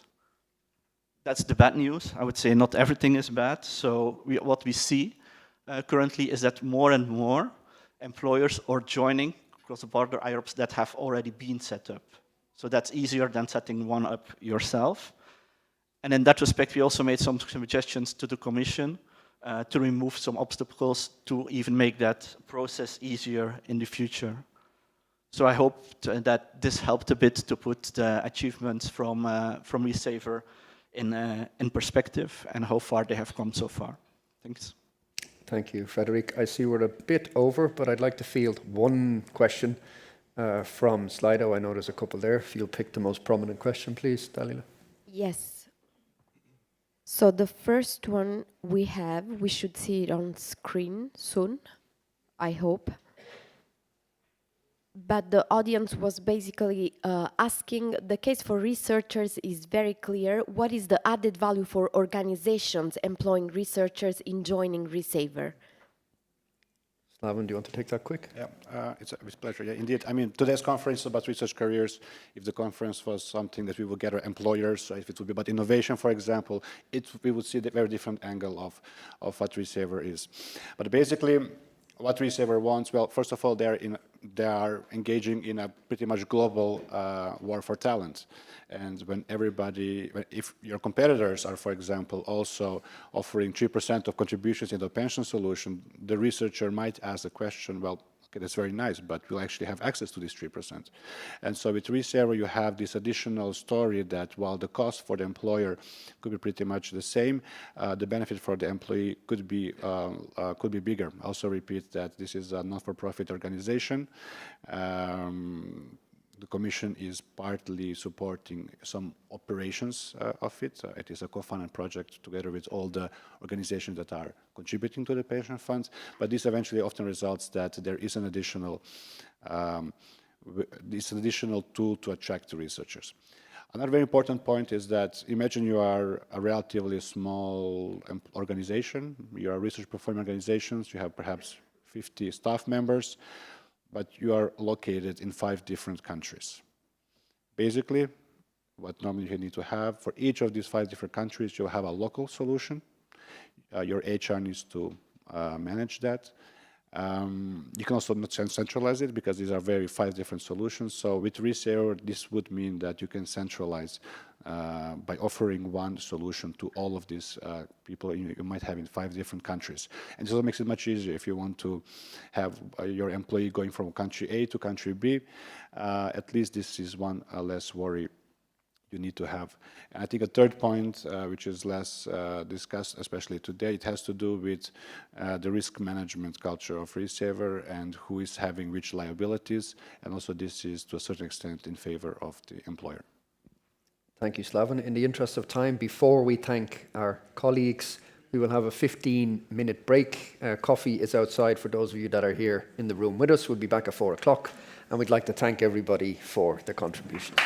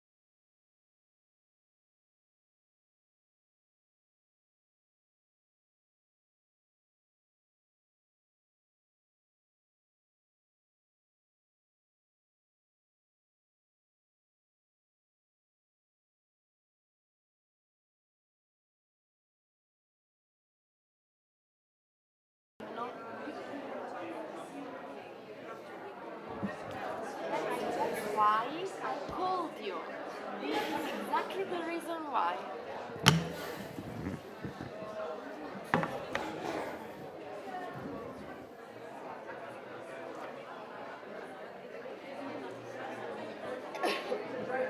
Probably.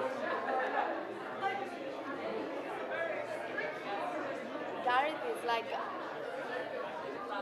but it's good.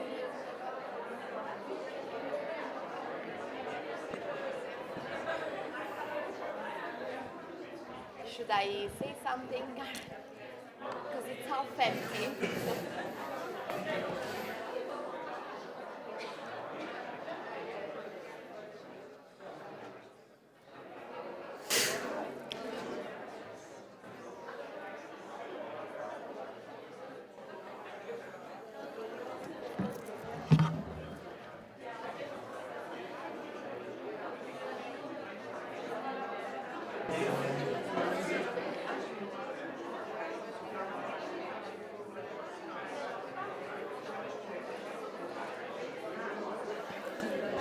I think we're missing 2 speakers.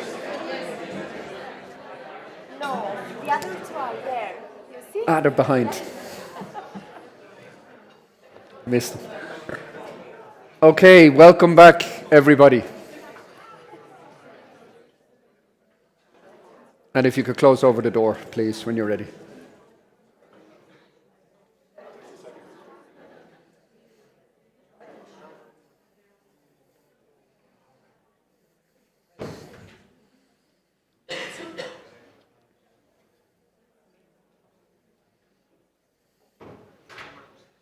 So welcome back. I hope you enjoyed that short coffee break. And I would like to jump right into our next session. Before I do, Dalila, I believe you have another Slido question for us. Yes, indeed. I will wait for it to be on screen too. That's the QR code. And the question is, have you ever used your access, and if yes, for which purpose?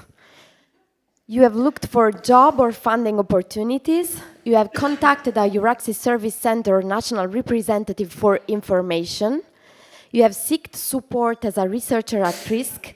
You have attended virtual or on-site networking events, or you never used it or you're not familiar with it. So take a moment, grab the QR there or fill in the Slido code, and if you could fill that in. And for those of you coming in, please do take a seat.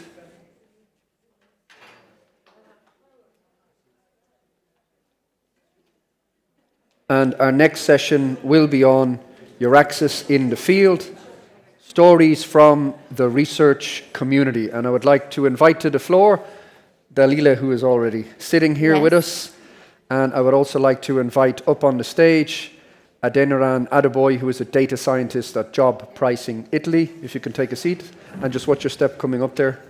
Also Swad Aldara, who is an engineer and author, and who just recently wrote a book, I Don't Want to Talk About Home, which I believe is published by Penguin and also mentions research, Euraxis, right?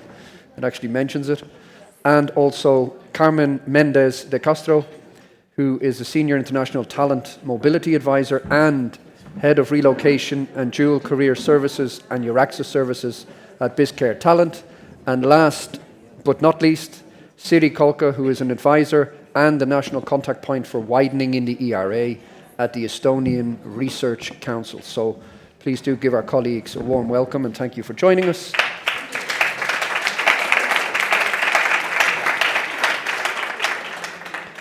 Dalila, how we fixed on the Slido results?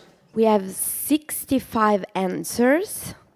They are going up, but I see that the majority of the audience used it to attend virtual or on-site networking events or to contact our service centers or national representatives to ask for information. 45% also looked for job or funding opportunities, and only 14%, but we will remedy to this, never used it or is not familiar with Euraxis. Clear. And Dalila, would you like to give us a short background on Euraxis? Sure. I have too many tools at this point. Just a second. Okay. Here we come. So I do hope you all know your access by now, but just in the rare case you do not, I will just try to explain you very quickly what is this about. So Euraxis is a pan-European initiative supported by the European Commission, providing researchers with concrete support and information while they want to move across countries in Europe and beyond to follow a job opportunity in their career path. The initiative was launched 19 years ago through a grant to member states and associated countries under a different name. It was called ERA More. And when the grant was over, the centers that were created through it survived thanks to the intervention of the member states and associated countries who allocated part-time staff or direct funding into them to continue, let's say, the mission of supporting researchers.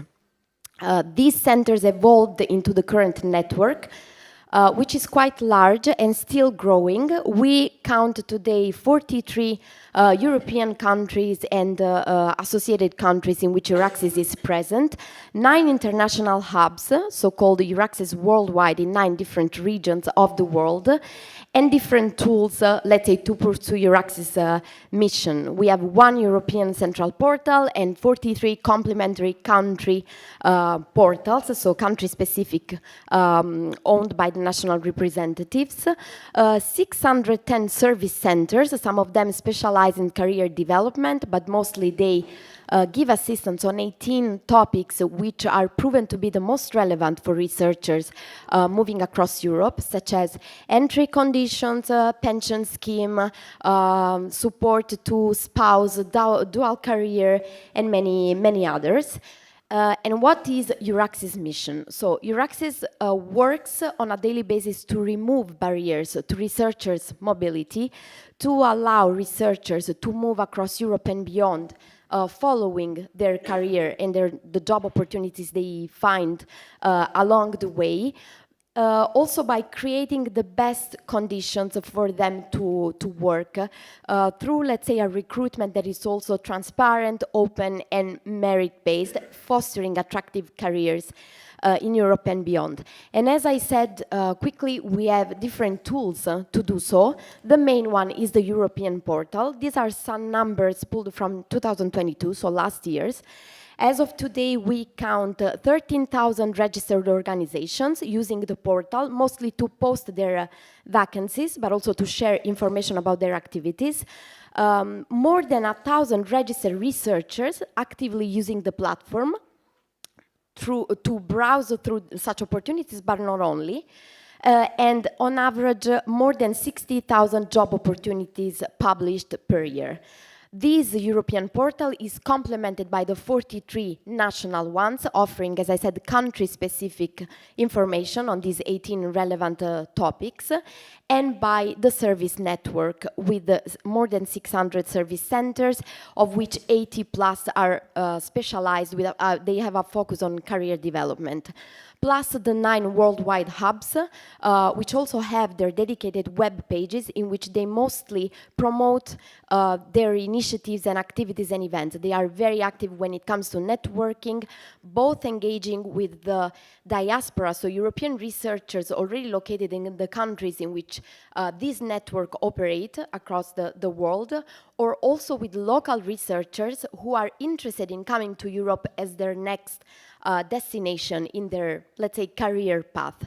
So this is Euraxis in a nutshell, and I hope if you don't know it yet, you can browse the portal and you can discover more. Thank you, Dalila. What I would like to do is to give us a bit more of a background. I'd like to ask some specific questions to our colleagues here in the panel already. And I'd like to give you the hot seat starting off, Adeniran.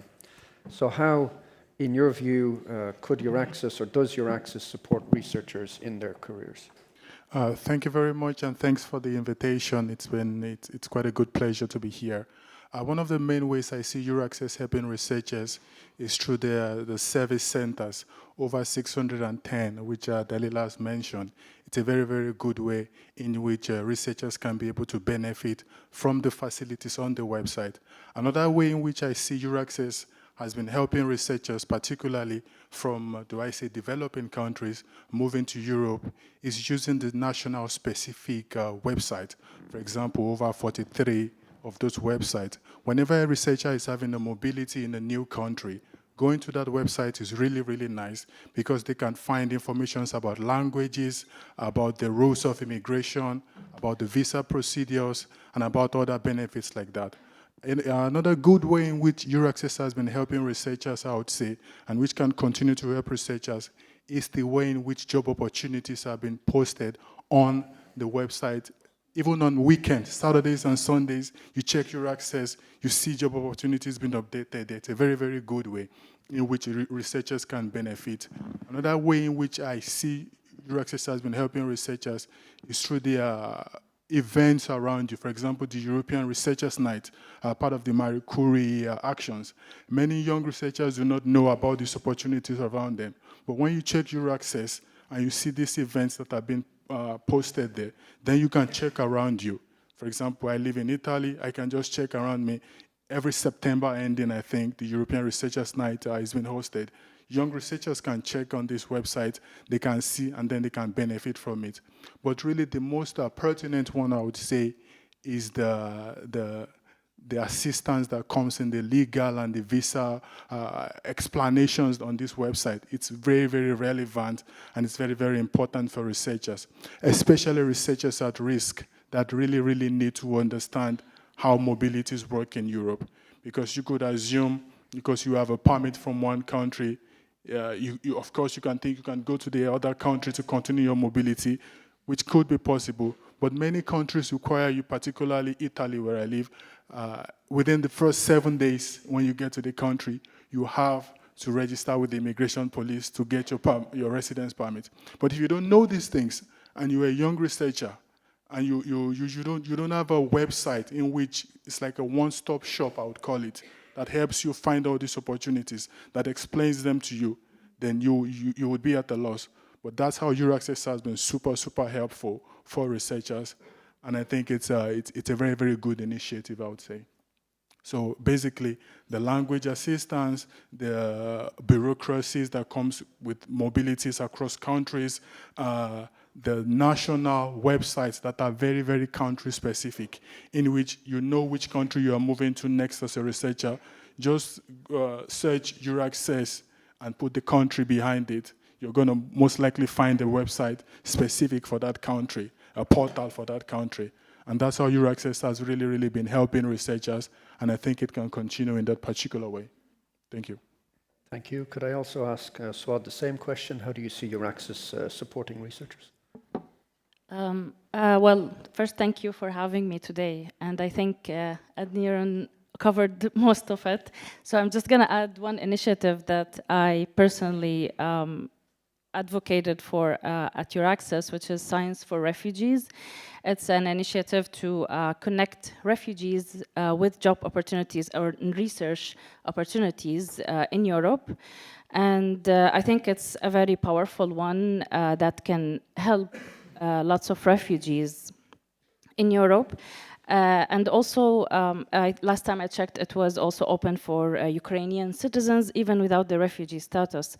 So it would be aimed to help people, researchers coming from complicated background, at risk, at war. So Science for Refugees was something definitely that I advocate for at Euraccess. Thank you. And I'd like to turn this around a little bit. I'd like to ask Carmen, could you give us your perspective on how Euraccess can support researchers? Well, in my opinion, I provide the services in the Basque Country, and when a research center, for example, is interested in finding a profile, they talk to us, and thanks to Euraccess, they can post the job offer and find that specific researcher they are seeking. But imagine that they are in the process of negotiation, and there are like two stages: the pre-landing, where, for example, if it's a third country researcher, a non-European one, I advise and I tell the research center, for example, or the university, what authorization, visa, etc. they are supposed to ask and how they are supposed to do it. Apart from that, once that they have already chosen the researcher, we have an online meeting, and it's very important to explain that researcher and clarify all his or her doubts. It is very important because we ask them, okay, are you coming with your family, with your children? Well, you cannot imagine, I mean, they can ask you anything, and sometimes they have lots of doubts about tax break, pensions, accommodation, school, rare diseases. It has happened. And apart from that, once they are already in Bilbao, in Spain, I finally advise them about other issues that they are important related to administrative or school or whatever. It is important to say that sometimes they feel alone or like in a ghetto. So what I do is just organize on-site social networkings, about 7 per year. And it is important that they are not researchers from one institution. They are from different nationalities, different startups, research centers, universities, blah, blah, blah. And they can come with the families, and also national researchers who have been abroad for a long time, and they can share and they can support each other. Once, because they are missing that international atmosphere, and at the same time, they can support the foreigners. And apart from that, and finally, it is very important, some of the people here, they have that service as well, that is the dual career. It's just to support the researchers' spouses. And that's very key. I mean, of course, we can support about administrative issues, blah, blah, blah, but I have to mention that is key networking in order to foster relationships, and apart from that, if they are coming with the spouses, the guidance for them. Thank you. Also for you, Siri, if you could give us your view on how Euraxis can support researchers. Yes, thank you. Also, thank you from me for having me in this panel. It's really nice to be here. In one of the previous sessions, Anneke said that policy works only if all parties are involved. And this is something that us as country coordinators, you also hear bridgehead organizations, BHOs, what we can do is, one of the main roles how we help is that we coordinate the work of our local networks of service centers like Carmen is representing here. And we meet with them regularly, we collect information regularly how they are doing in supporting researchers. We collect all this diverse experience that they have with supporting, and if there are any issues encountered, then we are the ones who can approach the local authorities and raise the issues.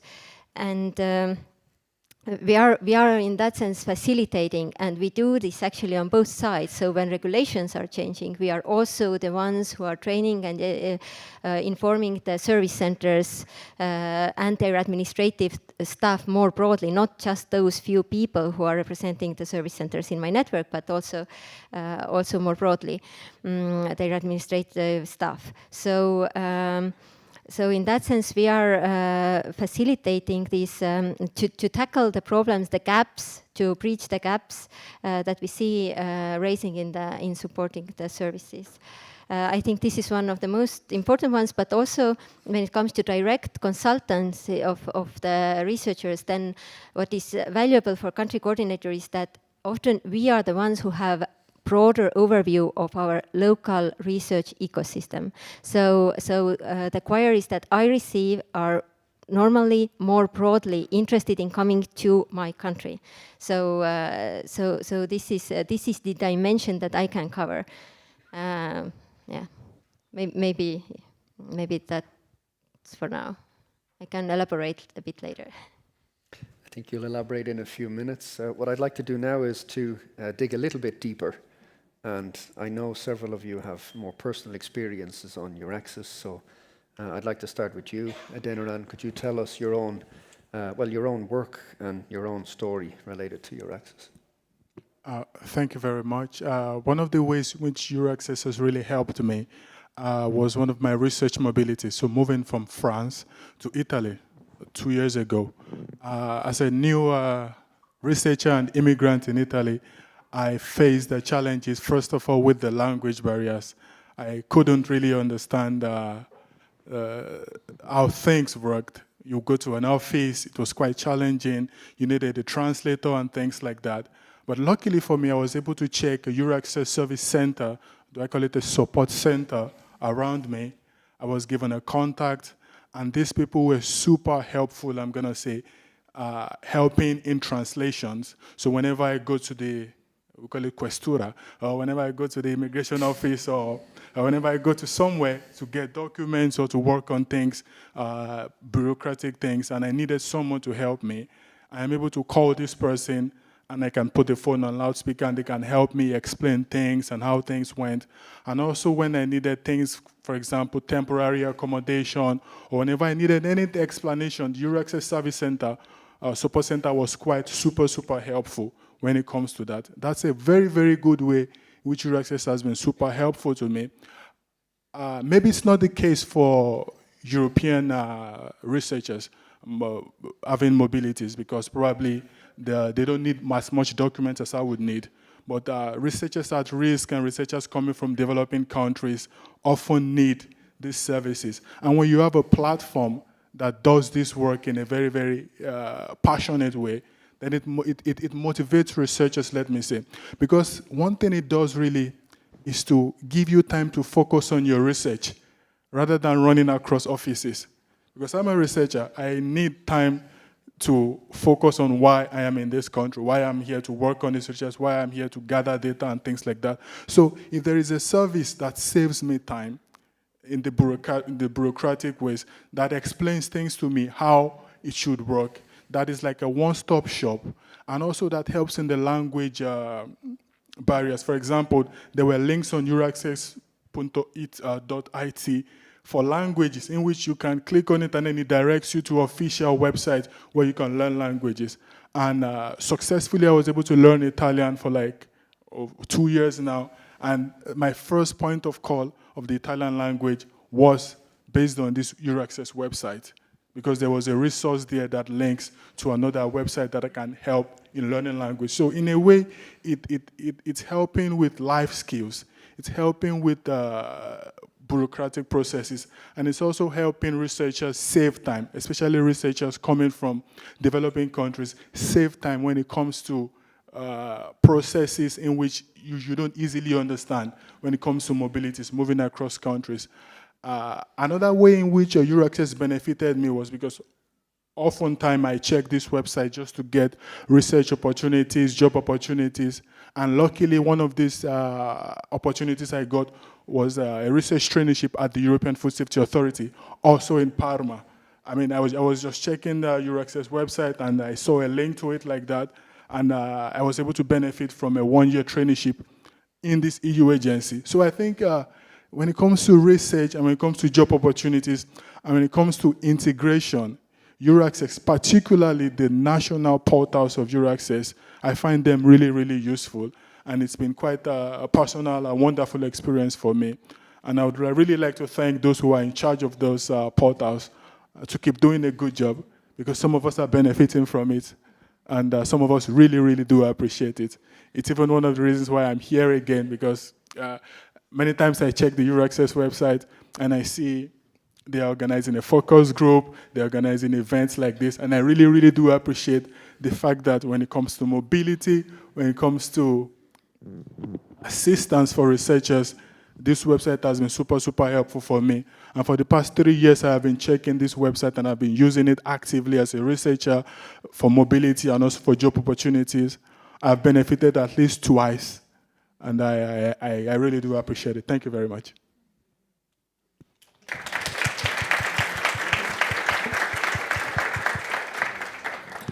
Thank you. Also for you, Swad, could you tell us how, well, about your own personal experience with your access? Sure. So to tell how I benefited from your access, I'll have to go a bit back in time to set context, so bear with me. December 5th, 2012 was the day that I left Syria, my home country. I was forced to leave with my husband to Egypt. The date was supposed to be the 3rd of December 2012, but the airport was shut down on that date due to conflict. And we had to change our flights and change our plan and go to Lebanon by car, which is the closest country, and then take an airplane from there to Egypt. Few months after we settled in Egypt, the regime was changed, and for some reason, one of the consequences of that political change was to stop visas for Syrians in Egypt. So over a night, we became illegals in Egypt if we overstay our visas. So that's when we started looking for opportunities all around the world. We, both me and my husband, work in tech, so we thought it would be easy to find a job since tech is a very hot job. But unfortunately, we'd get either job offers, but not visas. The visa was all rejected, or we wouldn't hear back. And that was during the time where the refugees' boats and trips, inhuman trips through the Mediterranean Sea started to circle. And it sounded a very crazy idea back then, but we were too desperate, and that we started to consider it after months of applying for jobs and visas and seeking legal routes. Luckily, a job opportunity came from Ireland, and through your access, it was a research assistant job for a software engineer to build prototypes for research purposes. And a friend of mine helped me apply for this job. I did a job interview over Skype in our small apartment in Egypt, and I got the job, and your access helped me get the visa. But unfortunately for my husband, his visa was rejected. So we were at that stage, like facing the best news and the worst news. We weren't sure if we should stay together in that sinking ship in Egypt, or should I do that leap of faith and go to Ireland and try this new opportunity, hoping that we'd reunite again. So at the end, we decided that I would go to Ireland, and that in 3 months, if he didn't get a visa, that we'd go back to Syria and face whatever was waiting for us there, since I couldn't go back to Egypt if I left. So in January 1st, 2014, I traveled to Ireland. It was the first day of the year of 2014. I traveled alone to a new country, a new job. I was new to research as well. And I started working day and night in research as a software engineer. And of course, I left my heart with my husband, who could not join me. Luckily, after a couple of months, I met a very kind-hearted person. Her name is Dr. Magdalena Wisloka. She's the head of Your Access Ireland. And she, Magdalena, who is here in the crowd. Yes. Thank you so much.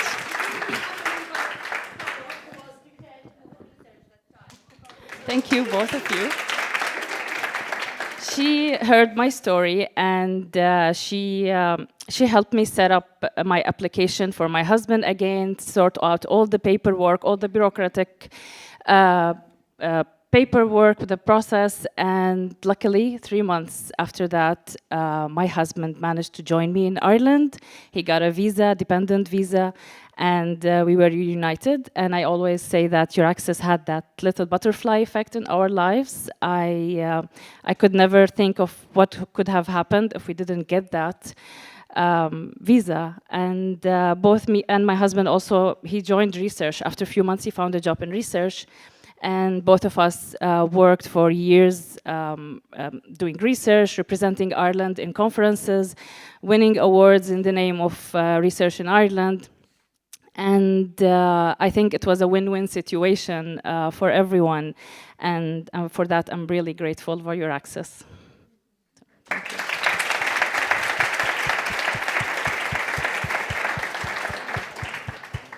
Thank you, Swad. And Carmen, could you also tell us your experience or personal interaction with your access? Well, oh my God. Yes.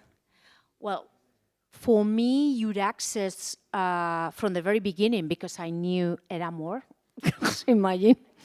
But for me, it was very important. It was the gate for learning a lot and sharing experiences with other colleagues. Lots of them are already here in this room.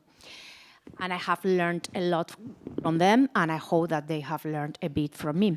Anyway, Swat and Ade have been talking about how much they suffer, and I can admit moving from one country to another is a hard experience, especially when you are moving with your family.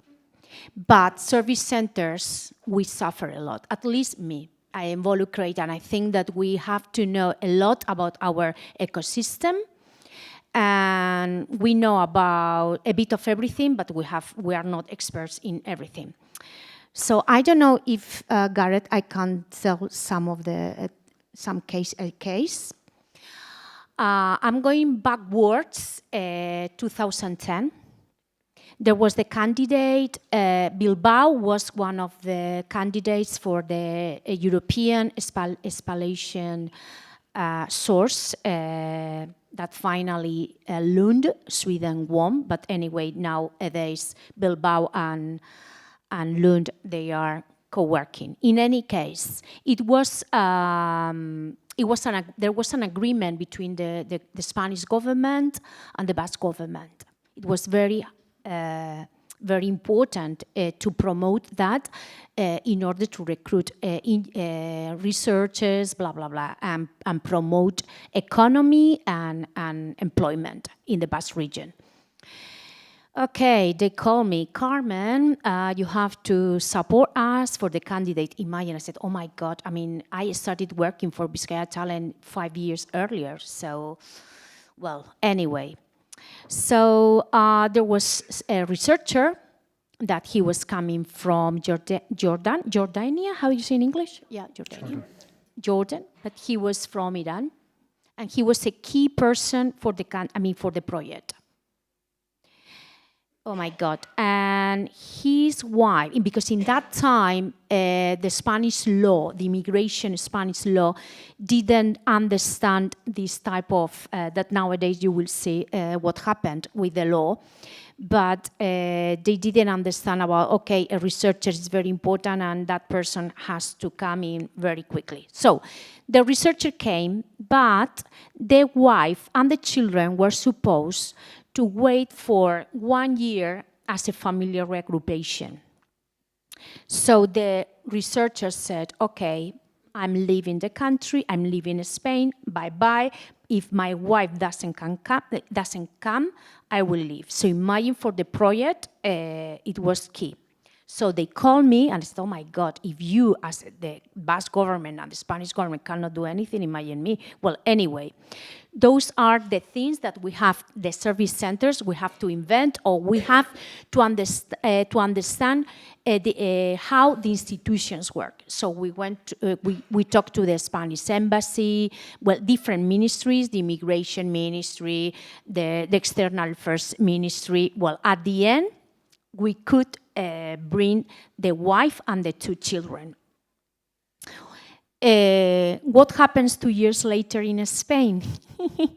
That we, as Euraccess Network, Euraccess Spain, we normally report Madrid, our coordinators, about what happens.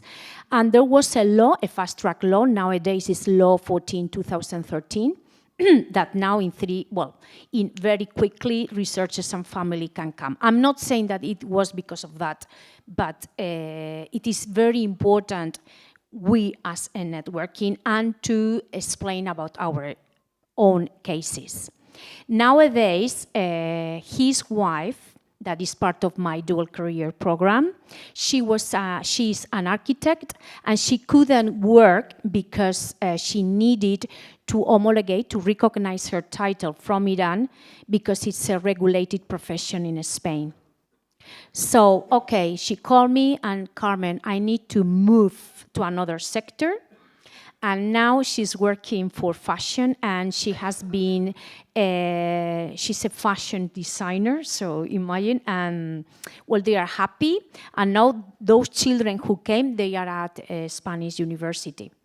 I could tell more and more testimonies, but I think that this one was very key and very important to see that it's not only to tell people, okay, this is the visa you need, or you can live here, but there is something else, apart from us, that we are like a family.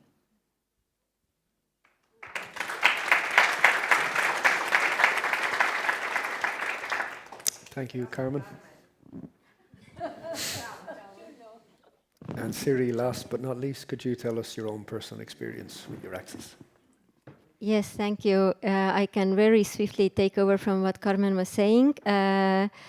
Indeed, this my personal story starts in the year 2014, and many of the audience know the very important year 2016 when the legislation, the directive was implemented. So when first it was on the European Commission level, and there's expectations to member states to implement them as soon as possible. So I believe, I'm not mistaken, that Estonia was among one of the first ones to swiftly move in that direction. And in this process, your access network, not only on BHU level, but through the BHU level, through the country coordinator level, also the service centers were engaged in the process of creating, adapting this to Estonian legislation.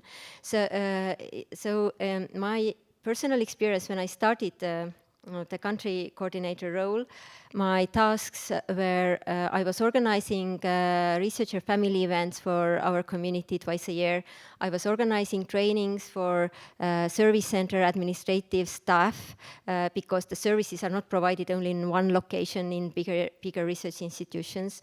I was organizing these trainings in collaboration with tax authorities, police and border guard board, all those relevant in migration topics, that they who receive the researchers would be knowledgeable. Another aspect, of course, I was also editing the portal for Estonia, and a very important part that I have been always in very good contact with the authorities, meaning the institutions level, but also the ministry. I've been always in close collaboration with the Ministry of Education and Research, colleagues from there, and not only in state level regulations, but also on the having possibility to comment on research careers or researchers' mobility-related documents that are coming from European Commission. It led to new developments in last year approximately, that I was also engaged in the Aero Action 4 group as an expert from Estonia. So and with this participation, actually, the scope was broadened for me. The understanding of the context for your access. So I think this is really important, and I'm really thankful for this event today here. Another thing, there's another point I really want to make. Your access has actually had unbelievable impact in Estonian ecosystem, because we now have something that could be competition, but we make a collaboration, and it's the other actors realized that welcoming services are utmost important to attract talent. So now we have the welcoming services centers in 2 of the biggest towns in Estonia, cities, where basically also almost all our research institutions are based, and they are also serving other target groups, specifically also IT talents. And as I see it, we partly compete for the same talents. Therefore, it is extremely important that we continue also making exactly this research, like that the researchers would remain in academia, they would, or in private sector, but they would remain in doing research. That's why we have to make the research environment welcoming for them, and not only in the first phase, but also in integration, in keeping them, in retaining the talent. So I think this is my my view. Yeah, thank you.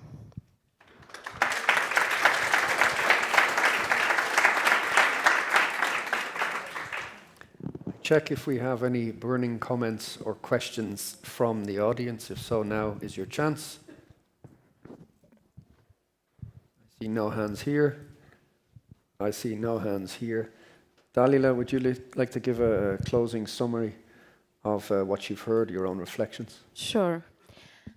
So I will continue on the personal note we wanted to bring on stage with this panel. I will just say that this makes me very happy because we go around, we give presentations, we explain what your access is.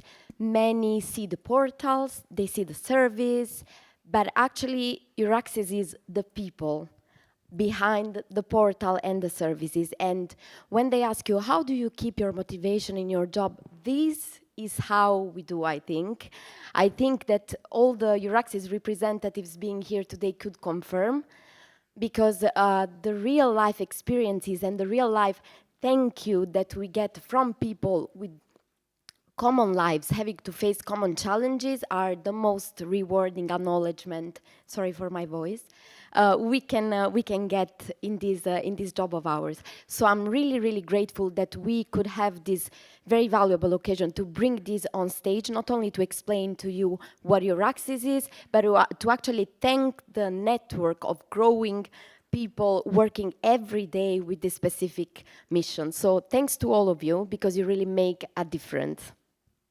Can I add something? Can I add something? Yeah. It is important that we as service centers as Euraxis network, it's not only, okay, a researcher arrives, like these two cases, okay, everything is solved, I mean, all your queries or your problems are resolved. No, imagine that people after years, they have settled in a region or in a country and they go back to us again. And that's really nice. Because as I was telling you that these couples' children are already at university, I can tell you that, for example, lots of Marie Curies, they want to stay and they have the opportunity, as Siri was commenting, that, for example, Carmen, I have heard that there is an entrepreneur or strategy in the Basque region, so I want to run out a startup or whatever. So sometimes perhaps we do not solve the problem because we don't know about everything, but we guide them and we tell them, okay, you have to talk to these people or to the other one or these fundings or whatever. And apart from that, it is important as well that sometimes our researchers move to another country. So, for example, I remember someone from a technology research center. Okay, I need to go to Karolinska, and another one to France, to the University of Bordeaux. So, okay, my colleagues from Euraxis. So I call, okay, I have a researcher, blah, blah, blah. That's very good as well, because you cannot imagine the image and how well those researchers feel. And just is because I'm joining and associating all the points. I have researchers who, okay, after some years, they left Spain or the Basque region, and they have come back to their own countries. And I have an Indian researcher that nowadays is in India, and he's collaborating and supporting other researchers in India, and he's collaborating with the worldwide India. So that's very important as well, that we haven't commented, but I wanted to mention this, but it's not only supporting directly to researchers, but there's something else. Thank you. I believe, Dalila, do we have one final Slido question that you want to show with the audience? We do. Let's see if it gets on screen as well. In the meantime, I'm reading it. What would be one significant addition? Ah, no, sorry, you meant the final one. Just a second. I have a different. Exactly. Yeah, I have a different. Okay. For those of you already familiar with your axis, which services do you find most valuable? International mobility opportunities and job board, career development services, assistance for researchers at risk, networking and collaboration opportunities.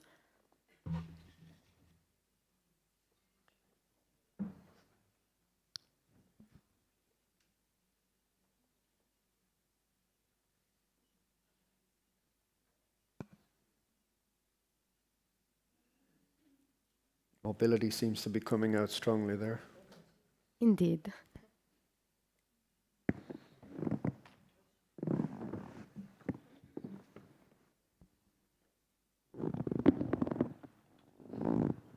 We have now 55 answers, but they are growing. But still, I think we have a winner, which is international mobility opportunities and job board. Career development services come right after. And then networking and collaboration opportunities, and there's a smaller percentage for assistance for researchers at risk. Perfect. Then I think in the interests of time and cocktails, we will stop here, and please do thank all of our speakers, and you can take a seat.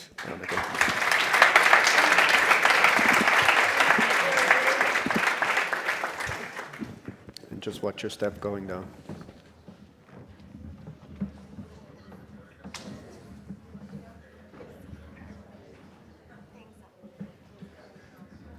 So we come towards the closing of the conference today.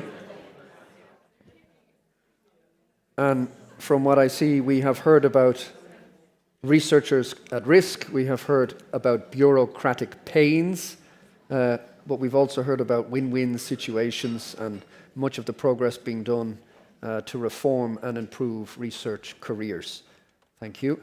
And what I would like to do now is once again call to the floor Manuel Alexo, if you would be so kind as to give us your reflections on the conference, please. Thank you very much. Indeed, bureaucratic pains, I think, is one thing that we know well about in the Commission. But it was a very interesting afternoon for me because, of course, we heard about many different activities that we are carrying out, and I certainly learned quite a little bit. So here's a little bit my reflection for the before we adjourn to other activities now. We have 2 million researchers in Europe. We need research to improve our economies, to find solutions to our challenges. But we do have a Europe with 27 member states, different R&I systems, different employment laws, different rules in many areas. What do we call this? Do we call this fragmentation, obstacles, difficulties? Or do we call it diversity, opportunities? And I think probably all of us in this room look at Europe and the R&I landscape in Europe as diversity, as opportunities. And I think a lot of what we heard here are different ways at addressing difficulties and turning them into opportunities. I think the last panel, your axis, was obvious. That's an evident example. But of course, Resaver is also an important way of addressing difficulties, of addressing obstacles, of finding ingenious solutions. So I want to believe that, and I'm probably turning a circle here, I want to believe that the fact that we are in Europe, that we have an EU R&I policy with all the difficulties and with all the limitations, that makes us be more creative, and that makes us find ingenious solutions to the different obstacles that we are faced with. And I think this is really important because at the end of the day, we turn this into a policy. We turn this into a line of work that we are able to implement. And when I say we, it's really with a capital W, because this is, again, you know perfectly well, this is not an area in which the European Union can simply go ahead and adopt directives and regulations and legislate, and then have the Court of Justice oversee the implementation of the legislation. This is not how it works in this particular policy area. We have certain responsibilities at the EU level, so do member states at the national level, so do stakeholders, so do all of us. So again, I leave you with this positive note. I think that this is very much a sign of what we are all willing to do together to improve R&I in Europe. And I think today it was clear that there are ample opportunities to do so.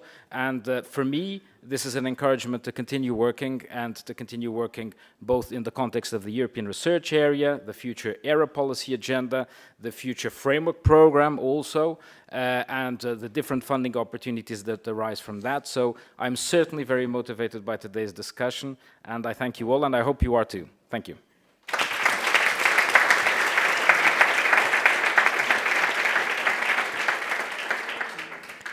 Thank you, Manuel. And as we come closely now to the close, just a last comment.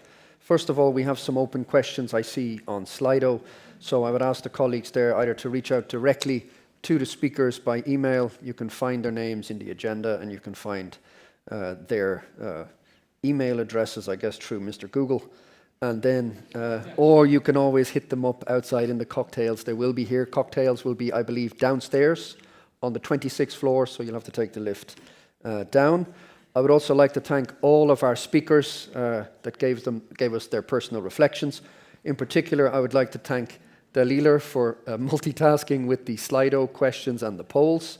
I would like to thank all of our Commission colleagues, many of them here at the front, but also scattered through the room, for the organisation. I would like to thank Nadia Rubotsova, who is here. I don't know where you are, put your hand up. And all of her colleagues from MCI Benelux who coordinated this event. Also our colleagues behind here who did a great job on the audio, video and setting up. And I think lastly to all of our audience here physically and online who were so engaging. So I would like to now welcome you all who are here for a cocktail downstairs. For those of you who aren't here, I guess you'll have to make your own cocktails. And thank you for joining us in this event. So goodbye to all of you.